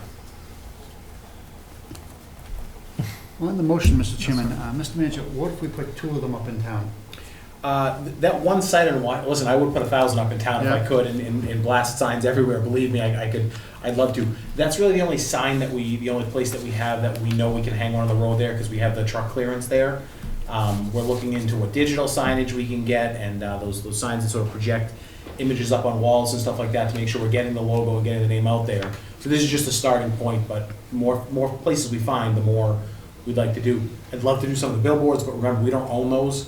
Sometimes I think there's a misperception that we own it. When broadband puts an ad up there, we have to pay for that, it's thousands of dollars. So we want to do as much as we reasonably can do. This is just a starting point. Well, just, my only thought is just in front of the hospital, we could throw a banner up there, it'd be a perfect spot. Are you talking about across the street? Yeah. Well, you have to be worried concerned that they're strong enough to handle it No, I know. and I think it's withstand fine. winds. In Yeah, they have fact, the poles. in fact, Yeah. the last week, I was downtown when those windy days, and those poles that were been designed for this were shaking. I was concerned. I'll tell you, we'll look and see where else we All can right. put one. Again, I'd put 50 of them up, 100 of them up if we could. I mean, we I think we'd want to. It's just, Yeah. for now, we know that's the one place we know we can hang a banner. All right. Oh, Mr. Lang. thank you, Mr. Chairman. How much do these banners cost, Mr. Mizuko? Around $1,000 for a banner, so that's why, again, I'd love to put 50 up, but we can sort of order 1 or 2 a year is kind of the max that we're able to do. And again, if we were to put up 50, it'd be great, but is that a good use of $50,000 or $60,000? Yeah. No, but a banner here or there is not a bad idea. Yeah, I don't particularly feel strongly one way or the other, because I think the biggest reminder of the hospital not being finished is an unfinished hospital, but I understand the point, and I think there's some of that traffic on Washington Street that might not cross in front of the hospital, And honestly, folks driving through town or newer residents, we all know it's the hospital, right, other than one little sign that says Norwood Hospital. And again, the idea of this is to drive people to the the website. to the website Yeah. and the the hashtag that we're using. Yeah. The website, to me personally, part of the whole effort eventually is going to need the state's cooperation, which I'm a little questionable about today. So it's important that the public, not just Norwood, all the towns, notify the state and put the pressure fuel that we want this hospital back. And if you go to the website, there is a recommendation of that and a sample place you can put your name in and say, I want this, and please, we need 30,000 people doing that. Absolutely, and what's interesting is that place on the website, you are able to, those go directly to 2 email addresses at the Department of Health and Human Services. I specifically asked them for email addresses, so it's not just a generic inbox, it's not just something we get there. They go to specific staff. I've already sort of got a grumbling of, oh, we've already gotten some emails from you. Well, to your point, I hope they call us and say, we need to change the email they're going to, because they're getting so many of them that these folks can't get their job done. But, finishthejobnorwood.com is the website, and the banner's more about advertising the website than... We should find some way, if it isn't already being done, to advertise, if you will, the website itself to all the other towns. This has to go way beyond Norwood. Yeah, absolutely. We're working that. We should be launching, our socials are ready to go. We're gearing up the content to be pushing them out, but there's going to be that regular push of go to the website. And incidentally, if you've gone to the website and you've sent in a letter of support, go do it again. You can do it every day. Ms. Grove? So 2 questions to Mr. Plasko's point. I agree is making sure that we get the awareness outside the community is huge, because we've already encountered that too many people think of the hospital as just, oh, Norwood Community, like, no. This is a regional impact. This is a domino. So getting visibility in these other communities so that they too know that it's not just Norwood people going to the finishthejobnorwood.com site. It's anybody that's impacted by this hospital outage. The second question is, I noticed that we mentioned that if there's times where there's other banners that have to be put in place, that one will come down. Do we have a backup plan for a different place we can hold it up somewhere in a different spot while We can try to find normal one. spot is occupied? It was just more of that was more of a realization that like the 4th of July committee will be coming and wanting to Right. put their banner up. We'd like this to sort of be the stock banner. I mean, we can probably ask Suffolk if we can hang it right on their fence, but we want a place that it's visible, that somebody can possibly see it. That would be my recommendation, is that sign never stops being visible. Even if something else is going to occupy the primary spot where we're putting it, whenever something like the 4th of July or whatever is happening, we're just moving it to a different visible location. And I don't know where that spot would be, and you can always come back to us to be like, okay, this is our backup spot for times when the main spot is occupied, but high visibility. We can come up with some locations. Yep, sorry. Yes, any other discussion? You need a motion to approve Mhm. approve and support the placement of a banner with the advertisement of Finnish Norwood Hospital. Mr. Sad is seconding Mr. Lane's motion. On the motion, all in favor? Aye. All opposed? Carries 5-0. We've already talked about sidewalk overlay 4.14. 4.15, collective bargaining agreements for signature of the board. Mr. Mizuko? Thank you, Mr. Chairman. The board has been provided with the red line versions of our updates to our collective bargaining agreements. These are based on the MOUs approved earlier in the year. This is just the last and most tedious and boring but critical step of contract integration, which Labor Council works with the union councils to agree on the actual language. So as you know, we agreed to an MOU that says you'll get a 1% raise this year, and then the lawyers have to overwrite that, and then it has to get written into the contract. We've gone a period of about 10 or 15 years without doing contract integration. We're now making sure we do it after every round. This is about half of the agreements. We're sort of doing this in 2 chunks to make sure that everything is copacetic. So you have a full MOU or properly completed MOU, the integrated contract in the red line version. I'm sorry, Mr. Sad and Mr. I think Plasko? I'm kind of new in this thing, but is this the one with all those different contracts we're gonna sign? Yes. Is there a way of doing it like spreading it out over not a year, but like 2-3 months versus all of them coming on top of us? So this is the last step of the process. This is what's already been approved. Yep. So it really is just sort of signing the updated language. We tend to do all of our bargaining in one round. And it's a 6 one way, half a dozen the other way. Some towns prefer to spread their bargaining out, but then you're sort of always perpetually bargaining and sort of leapfrogging what's happened next. We, for years, have had our bargaining always done at the same time. What you'll find is that police and fire tend to follow a similar pattern, and the police superiors are very similar to the police. And then most of the AFSCME groups will have the same, for instance, cost of living adjustment, and then only a few small changes thereon, because it's 1 union but 8 units. We've approved the collective bargaining parameters, and now they're going into the contract. So what we're signing is actually the same document the union is signing. Correct. Okay. And you mentioned, And in theory, making sure that that language is what we previously approved. right. Any other discussion? Mr. Plasko? Similar, I think it's similar to the point Mr. Sad just brought up. We got these 3 days ago. I didn't even know it had come in the email, so I only got it yesterday. And I like to read these things, so not much time to have done that. And I'm sure, correct me if you're wrong, but I'm pretty sure that the work to do these was not all completed on the same day. There were probably, a couple of these were probably completed last week, 2 months ago. We should get them when they're completed, not held, and all presented at once. Each one stands alone, each one's been negotiated, each one, they finished the work of getting us this language. We shouldn't get 5 or 6 of these at once and be expected to read them and act on them. We should get them when they're ready. Okay, we can do most of the AFSCME ones came in at once though, which is the bulk of them. Not all the AFSCME ones are in here. The bulk of those came in at once. We come up with the red line versions. Our council works with the lawyers' council, and then they come in one at a time. But the AFSCME ones tend to come in at a group. But if you'd like them spread out a little bit more in the future, we could do that. It's just there's 11 of them, so if we did even 2 or 3 as they came in, we're sort of approving them over the course of 3 or 4 months. If you'd like to do that in the future, we Well, can that do gives us time to review them in an orderly fashion. And like I say, if they just finished them Friday, they can't give us before Friday. But if one was finished a month ago, why is it sitting on the desk? Why is it getting it to us, you know? We can do that in the future if you'd like. Thank you. So, Ms. Grow, yes. Yeah, to follow up Mr. Plasko's point, I don't think we're necessarily saying we dislike having them all to sign at once. It's just that the opportunity to be doing the copy review is what we would like a longer time window for.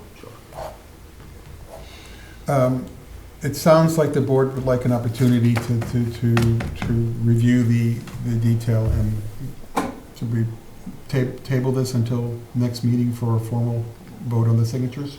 Oh, I read them, I also read. Okay. just those portions. And remember, the language changes that make it in the contract, our attorneys have worked on with the union's attorneys. So Yeah. not to present it as a fait accompli, but the board agreed on A, and then the language is just getting attorneys to overwrite. Yes. And they're all good with the lawyers and everybody? Yeah, otherwise they wouldn't be here. Reflect what That's, we agreed to. yeah. Yeah, my thought was it's just a lot of reading and a lot of time, and if they could bring them earlier, that'd be great. Yeah, you just want to make sure that when they put their legalese to it, they don't put such a spin on it that it's not what we thought we voted, Right. you know? Any further discussion? Seeing none, I'll entertain a motion. Motion to approve and sign the contracts that have been submitted. Seconded. Seconded by Mr. Sad. All in favor? Aye. All opposed? 5-0 carried. Moving on to item 5, memoranda. 3 memoranda submitted to the board for our consideration. Motion to file? Seconded by Ms. Grow. Motion to file memoranda. I'll be there. I've been. All in favor? Aye. All Maybe I'll opposed? send you an email with like an app or something. Unanimous, it's 5-0 carried. Christine? Moving on to manager's update. Thank you, Mr. Chairman. One item and 2 short announcements. FinishTheJobNorwood.com is our website for the hospital task force. We have launched the website. There's not a lot of content there, but there's some. We'll be updating that regularly, some of it with facts, some of it with information over time, different, individual written letters of support. There's gonna be a large community organizing piece that has to get going in the 12-town region in addition to the work of the task force, but that website will tie into a couple of social media sites, and it'll just be putting out a lot of good information to make sure that people have a place to go and get that, that information as sort of a place to house quite a bit of that. As you mentioned, there is a place on that website to go fill out information and send in a letter that goes directly to the state as opposed to just an empty inbox somewhere. In addition to the website launching, we'll probably be putting out the task force members at the end of the week, just waiting on a few more phone calls of people who are interested that are going to see the best fit for them, and waiting on just a couple of people to confirm, but hopefully we'll be able to get that out at the end of the weekend, and then the task force will probably have a formal meeting to start some point in the next couple of weeks, and we'll keep you in the loop on that. And then we'll probably try to figure out how to get information out to the public, maybe a monthly, maybe something on NCM, or just some sort of a broadcast forum about where we're going once we get up and running. It'll take a little bit of time to get up and running, even once the task force meets, sort of agrees on goals, starts a data collection process, and lays out the sort of the path forward. I think as we talked a few weeks ago, where there's this data gathering that needs to happen, and we're trying to work quickly and efficiently to make sure we're gathering what data we have out there and what analytics we can get to sort of frame the need for healthcare in the region. We know what it is, but that's what the state's asked us to do, so we're going to be doing that. And then sort of parallel track 2 of 3 is going to be task force members trying to get in touch with CEOs and board directors at different hospital chains to get them to make a deal with Medical Properties Trust, and then hopefully they have a business plan that they could then either we could help them with, or they could bring to the task force and say, this is what we're looking to do. Then we go forward to the state and say, please give them a DON for this business plan. And then at the end, if there's help needed with the financing, we look at what that is. Now, I'm saying that like it's really easy to do, and it'll happen in 2 or 3 weeks. That's 12 months worth of Herculean effort, but that seems to be the general direction we think things will go. We have to do some of that data analysis, that's sort of track 1, but we don't want to get so bogged in it, because certainly as we've discussed in the past, and as I've talked with everyone who's interested in being in the task force, we're not interested in reimagining healthcare in the region. We had something that worked before, and that's more or less what we want back, with the focus on the emergency services. So that's where we're a little bit different on the task force. But we're going to need a significant community organizing effort. Boards of health, veterans, seniors, select boards across the 12 town regions, PTOs, MTAs. So I've reached out to some people on that, but there'll be a need for volunteers to help with that community organizing, and that's going to be getting letters of support and statements of support in on a regular basis, working both through their internal channels and making sure that the state hears that. So there's a lot of work to be done. It'll take time to sort of find a place for everyone, but there's a lot that needs to get done, and there'll be a chance. We've had a lot of folks reach out saying, hey, I'm ready and here to volunteer. We've got to sort of get these groups ready and spun off, focused on some specific tasks, and that'll take a little bit of time, but we'll continue to work on that. So stay tuned for other, there's going to be plenty of opportunities for people to volunteer, but a lot of that is going to be coordinating things across 12 towns and making contacts in different towns for that community organizing piece, which is going to be sort of track 3. So it's the data gathering, it's the dating process, if you will, and trying to get folks interested in the property, a couple of the hospital operators, and then the community organizing that supports it all. Okay. I had 2 other small announcements, but I'll pause there for a moment. Anything hospital specific? I think just to Mr. Mizuko's point, this was something that Mr. Plasko had brought up in one of our conversations about along the lines of community organizing, certainly not having any of us be on the task force. I think that was a good point you made, but we could be helpful in other ways, and sure. potentially Not just talking about absolutely needed. Yes. Critical need. But I'm saying, getting on the agenda of maybe some neighboring towns' select board meetings, just to be, have more face time, and really pushing the website and everything and the work of the task force. And I know that we're not quite there yet, but I think that probably any one of us would be a good representative, maybe someone from the fire department or however you choose, but I think that we'd all be happy to pitch in that way, and just to get the word out to those neighboring communities. Yes, we're going to need it. It's going to be a community-wide effort. So it's, like I said, the data gathering, the boring part, some of the task force work of trying to get operators interested in seeing what they need from us. And again, we don't know. We might talk to a hospital operator that says, geez, your biggest problem is you don't have a big enough sewer pipe. I'm making that up. And then we work through that. And then it's that community organizing. It's making sure that all the towns are on board and we have the same consistent message, not just one message from a town, but from their board of selectmen, from their board of health, from their police and fire unions, from their chiefs are obviously supportive. We need to line all of that up, and we need to make sure we're using the same language. This is an urgent need for the region, and it's an emergency situation, because we'd like to get an emergency DON, because it is an emergency. So there's absolutely going to be a need. It's going to be a busy couple of months. Anything else from the board? Ms. Grow. This is very small, but in the interest of keeping things organized and moving in the right direction, we know the website we want people going to submit advocacy, which is finishthejobnorwood.com. For social, what hashtag are we wanting people to use? I'm looking at one on the website, and I just want to make sure this is the correct one. Hashtag Finish Norwood Hospital. I would say either that or finish the job. Both of them are sort of, they get the message out there, and that's what we're trying to say. Finish Norwood Hospital. Finish the job. It started. And it's not started because just the building is started. We had a hospital here for 100 years. We've started it, our goal is to finish the job, finish Norwood Hospital. Thank you. Anything else? So the task force members, you're working on hopefully finalizing, and then we'll be informed as to who they are. Once the task force is established, you've laid out a lot of the planning, the goals, and how to get it done. Can you return to us with sort of like the task force has been organized, and as a task force, these are the major activities that we think are necessary to put forward the plan?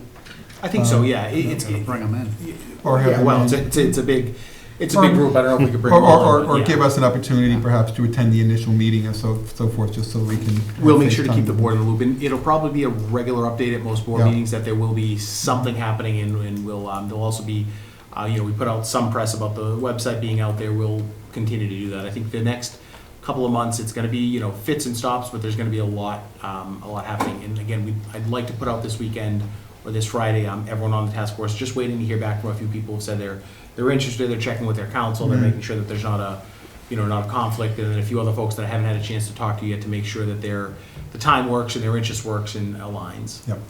Okay. Anything else? Anything else, Mr. Mizuko? Just two other announcements. This past Sunday, Norwood turned 153, so happy birthday to Norwood, and I would be remiss if I did not mention that yesterday would have been Bernie Cooper's 77th birthday, so happy birthday in heaven to Bernie. And that is all I have, Mr. Chairman. Thank you, Mr. Mizuko. Mr. Sad, I'll start this way this time. Thank you, Mr. Chairman. I have a few things.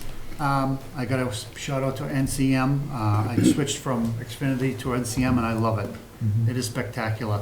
Norwood Light, you mean? Norwood Light. We have a 8th grade swimmer, could be an Olympian. Got to keep an eye on her. And the wrestling team, the girls, boys, and basketball team doing great.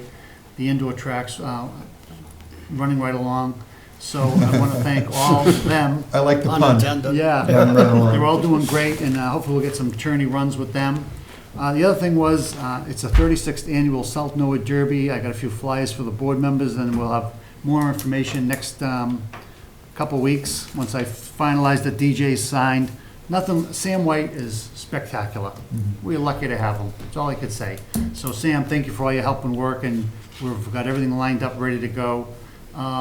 Ice fishing derby, this weekend up at the North Walpole Fishing Game, 7 to 2 p.m. The guys do a great job. Pizza, stews, all the stuff they put in, but the ice is 17 inches thick. Wow. It should get a little cold over the weekend. And last time they had 150 people plus out there. It was a spectacular event. And you'll see them when you drive by. They're all out there fishing, male, female, kids, and it's a big, big crowd.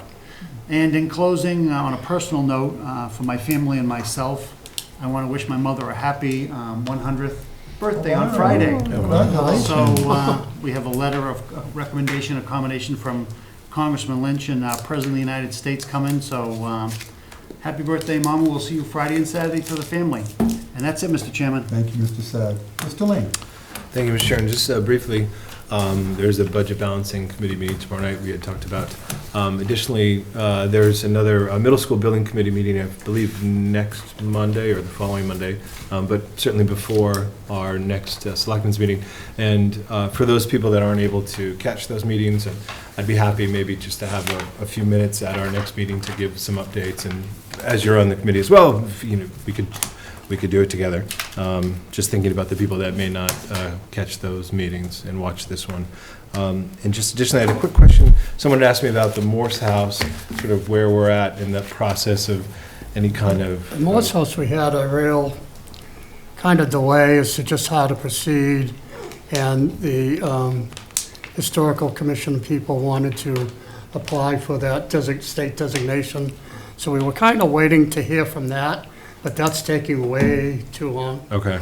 So I think this spring, or relatively soon, we're going to have to start talking about whether we should get started instead of waiting.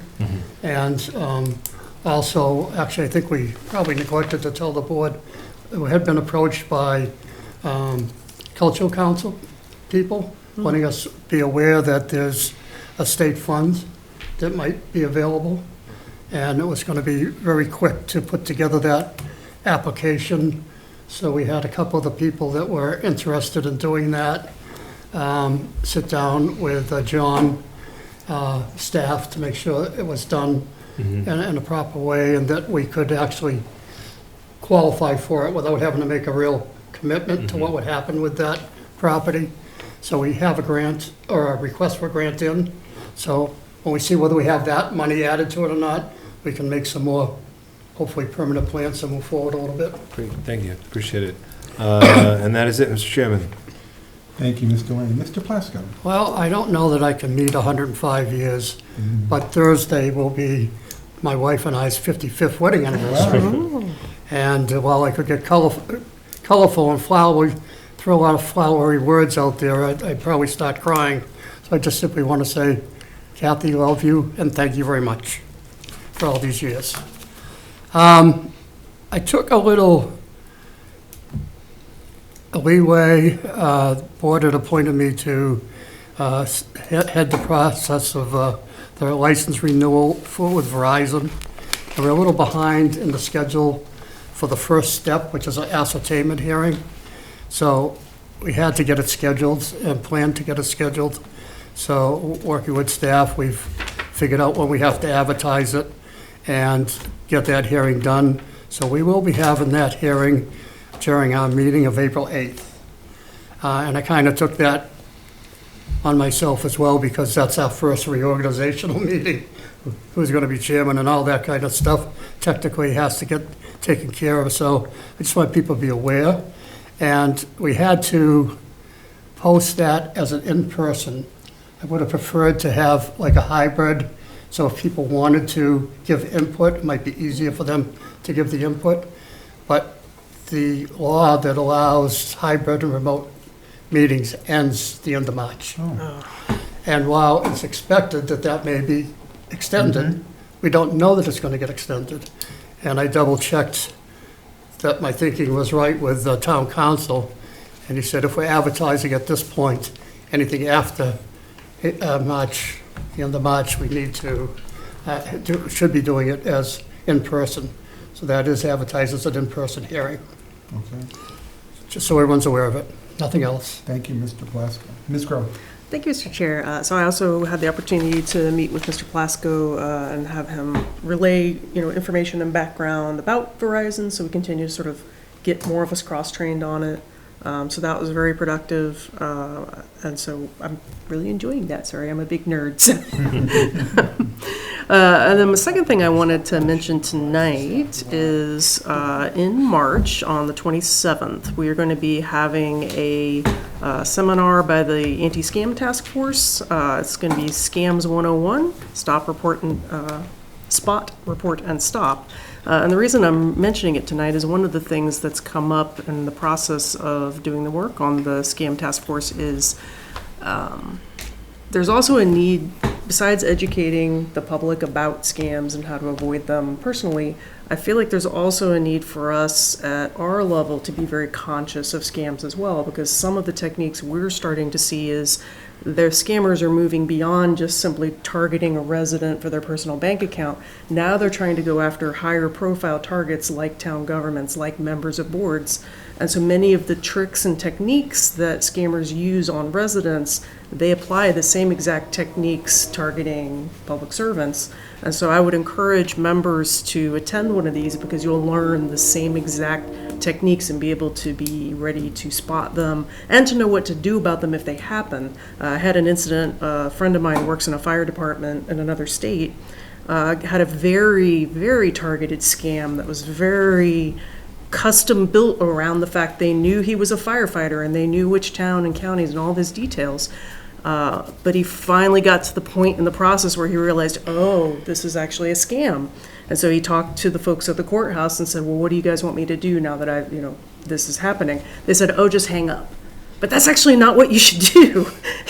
You actually need to be reporting those. For example, the reportfraud.ftc.gov site, you actually want to go there and report what happened and the detail of what happened. Or here in Norwood, if you think you're in the middle of being scammed, we have a phone number that you can call 781-440-5100 to let us know what had happened, because we aggregate that information together through something called the Sentinel system.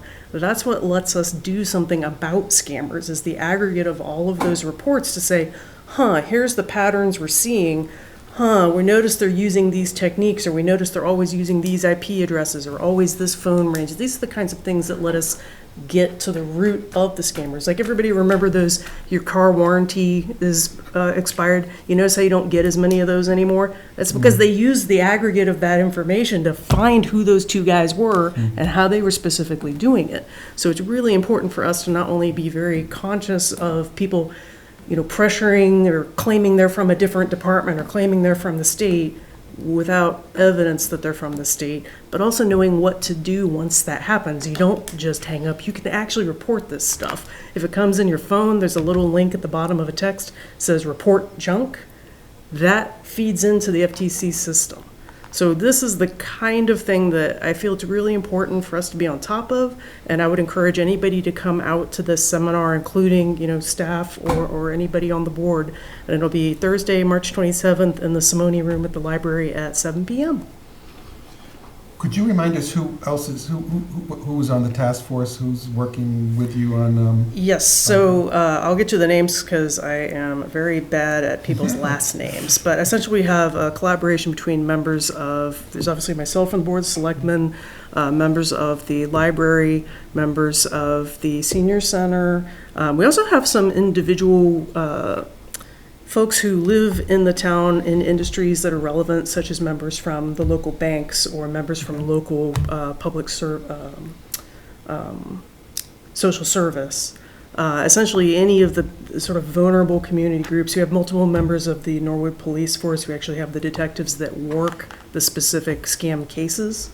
But I can get you all the names, because over time, we started a little small. Yeah. We've expanded a little Wow. bit, and I'd love to have us come in and have a visit with the board too. Okay, I think that would be nice to give the task force some exposure. Yeah. I appreciate that. And that's it from me tonight. Okay, so today, or rather yesterday, we got a nice request here, and I'm thinking the board may want to have a visit from folks from the Old Parish Volunteers, Old Parish Preservation Volunteers.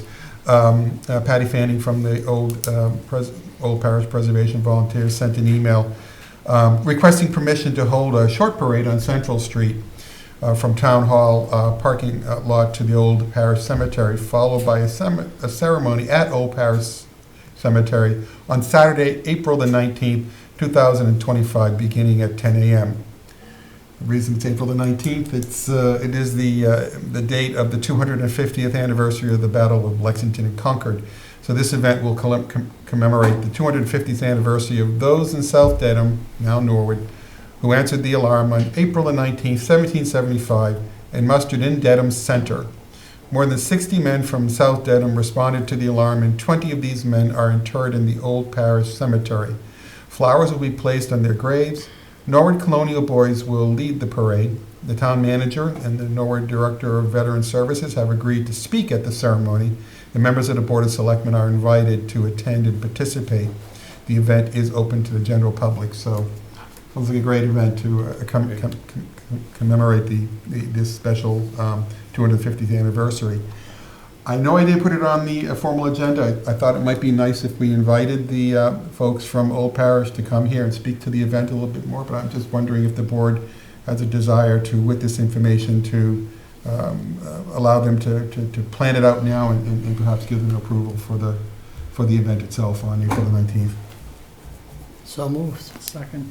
Thank you. And all in favor of the motion to approve? Aye. All opposed? It's 5-0. Thank you. And Mr. Chairman, before you move Yes. on, if I may, it has to do with the Old Parish Cemetery. I keep forgetting to ask about this, so thank God you brought this up. We were all excited to put up the fence, and then we were gonna have nice gates. We still have no gates. What's the story with that? This spring. The fence was done and completed, and there was some additional site work that needed to go in for the gates. They had to be sort of specially manufactured, but they should be in this spring. But they're on their way. Yeah, we're hoping before April 19th. Thank you. That'd be great. Thank you, Mr. Chairman. Sure. I assume the board would be interested in perhaps having an invitation, maybe closer to the April 19th event itself, for the Old Parish Preservation Volunteers to appear before us to talk about and promote their event. I'll work out the timing with the organization itself.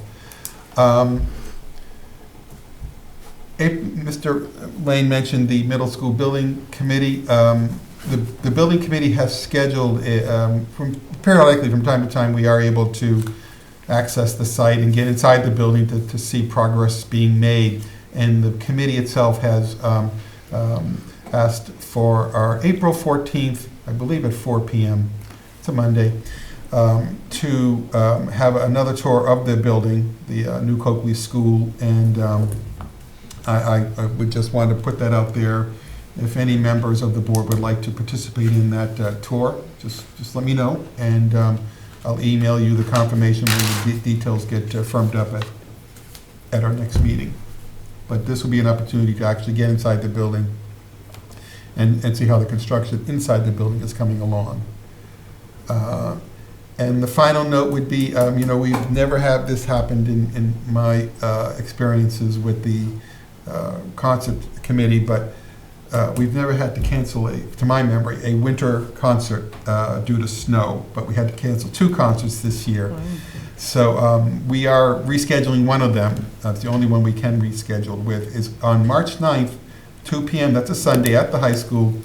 Dan Gable and the Abletones will close out the winter concert series at from 2 to 4 on March 9th, and that will be the end of the concert series. So we're very fortunate that the band was available to come back before we are actually heading from winter into spring. So just let folks know, it is posted on the town website. We've got information around town, but rescheduled concert March 9th on Sunday. That is all I have, and with that, I'll entertain a motion. You've got it. Seconded. All in favor? Aye. To adjourn? All opposed? Unanimous. We are adjourned. Thank you, folks. Have a good evening.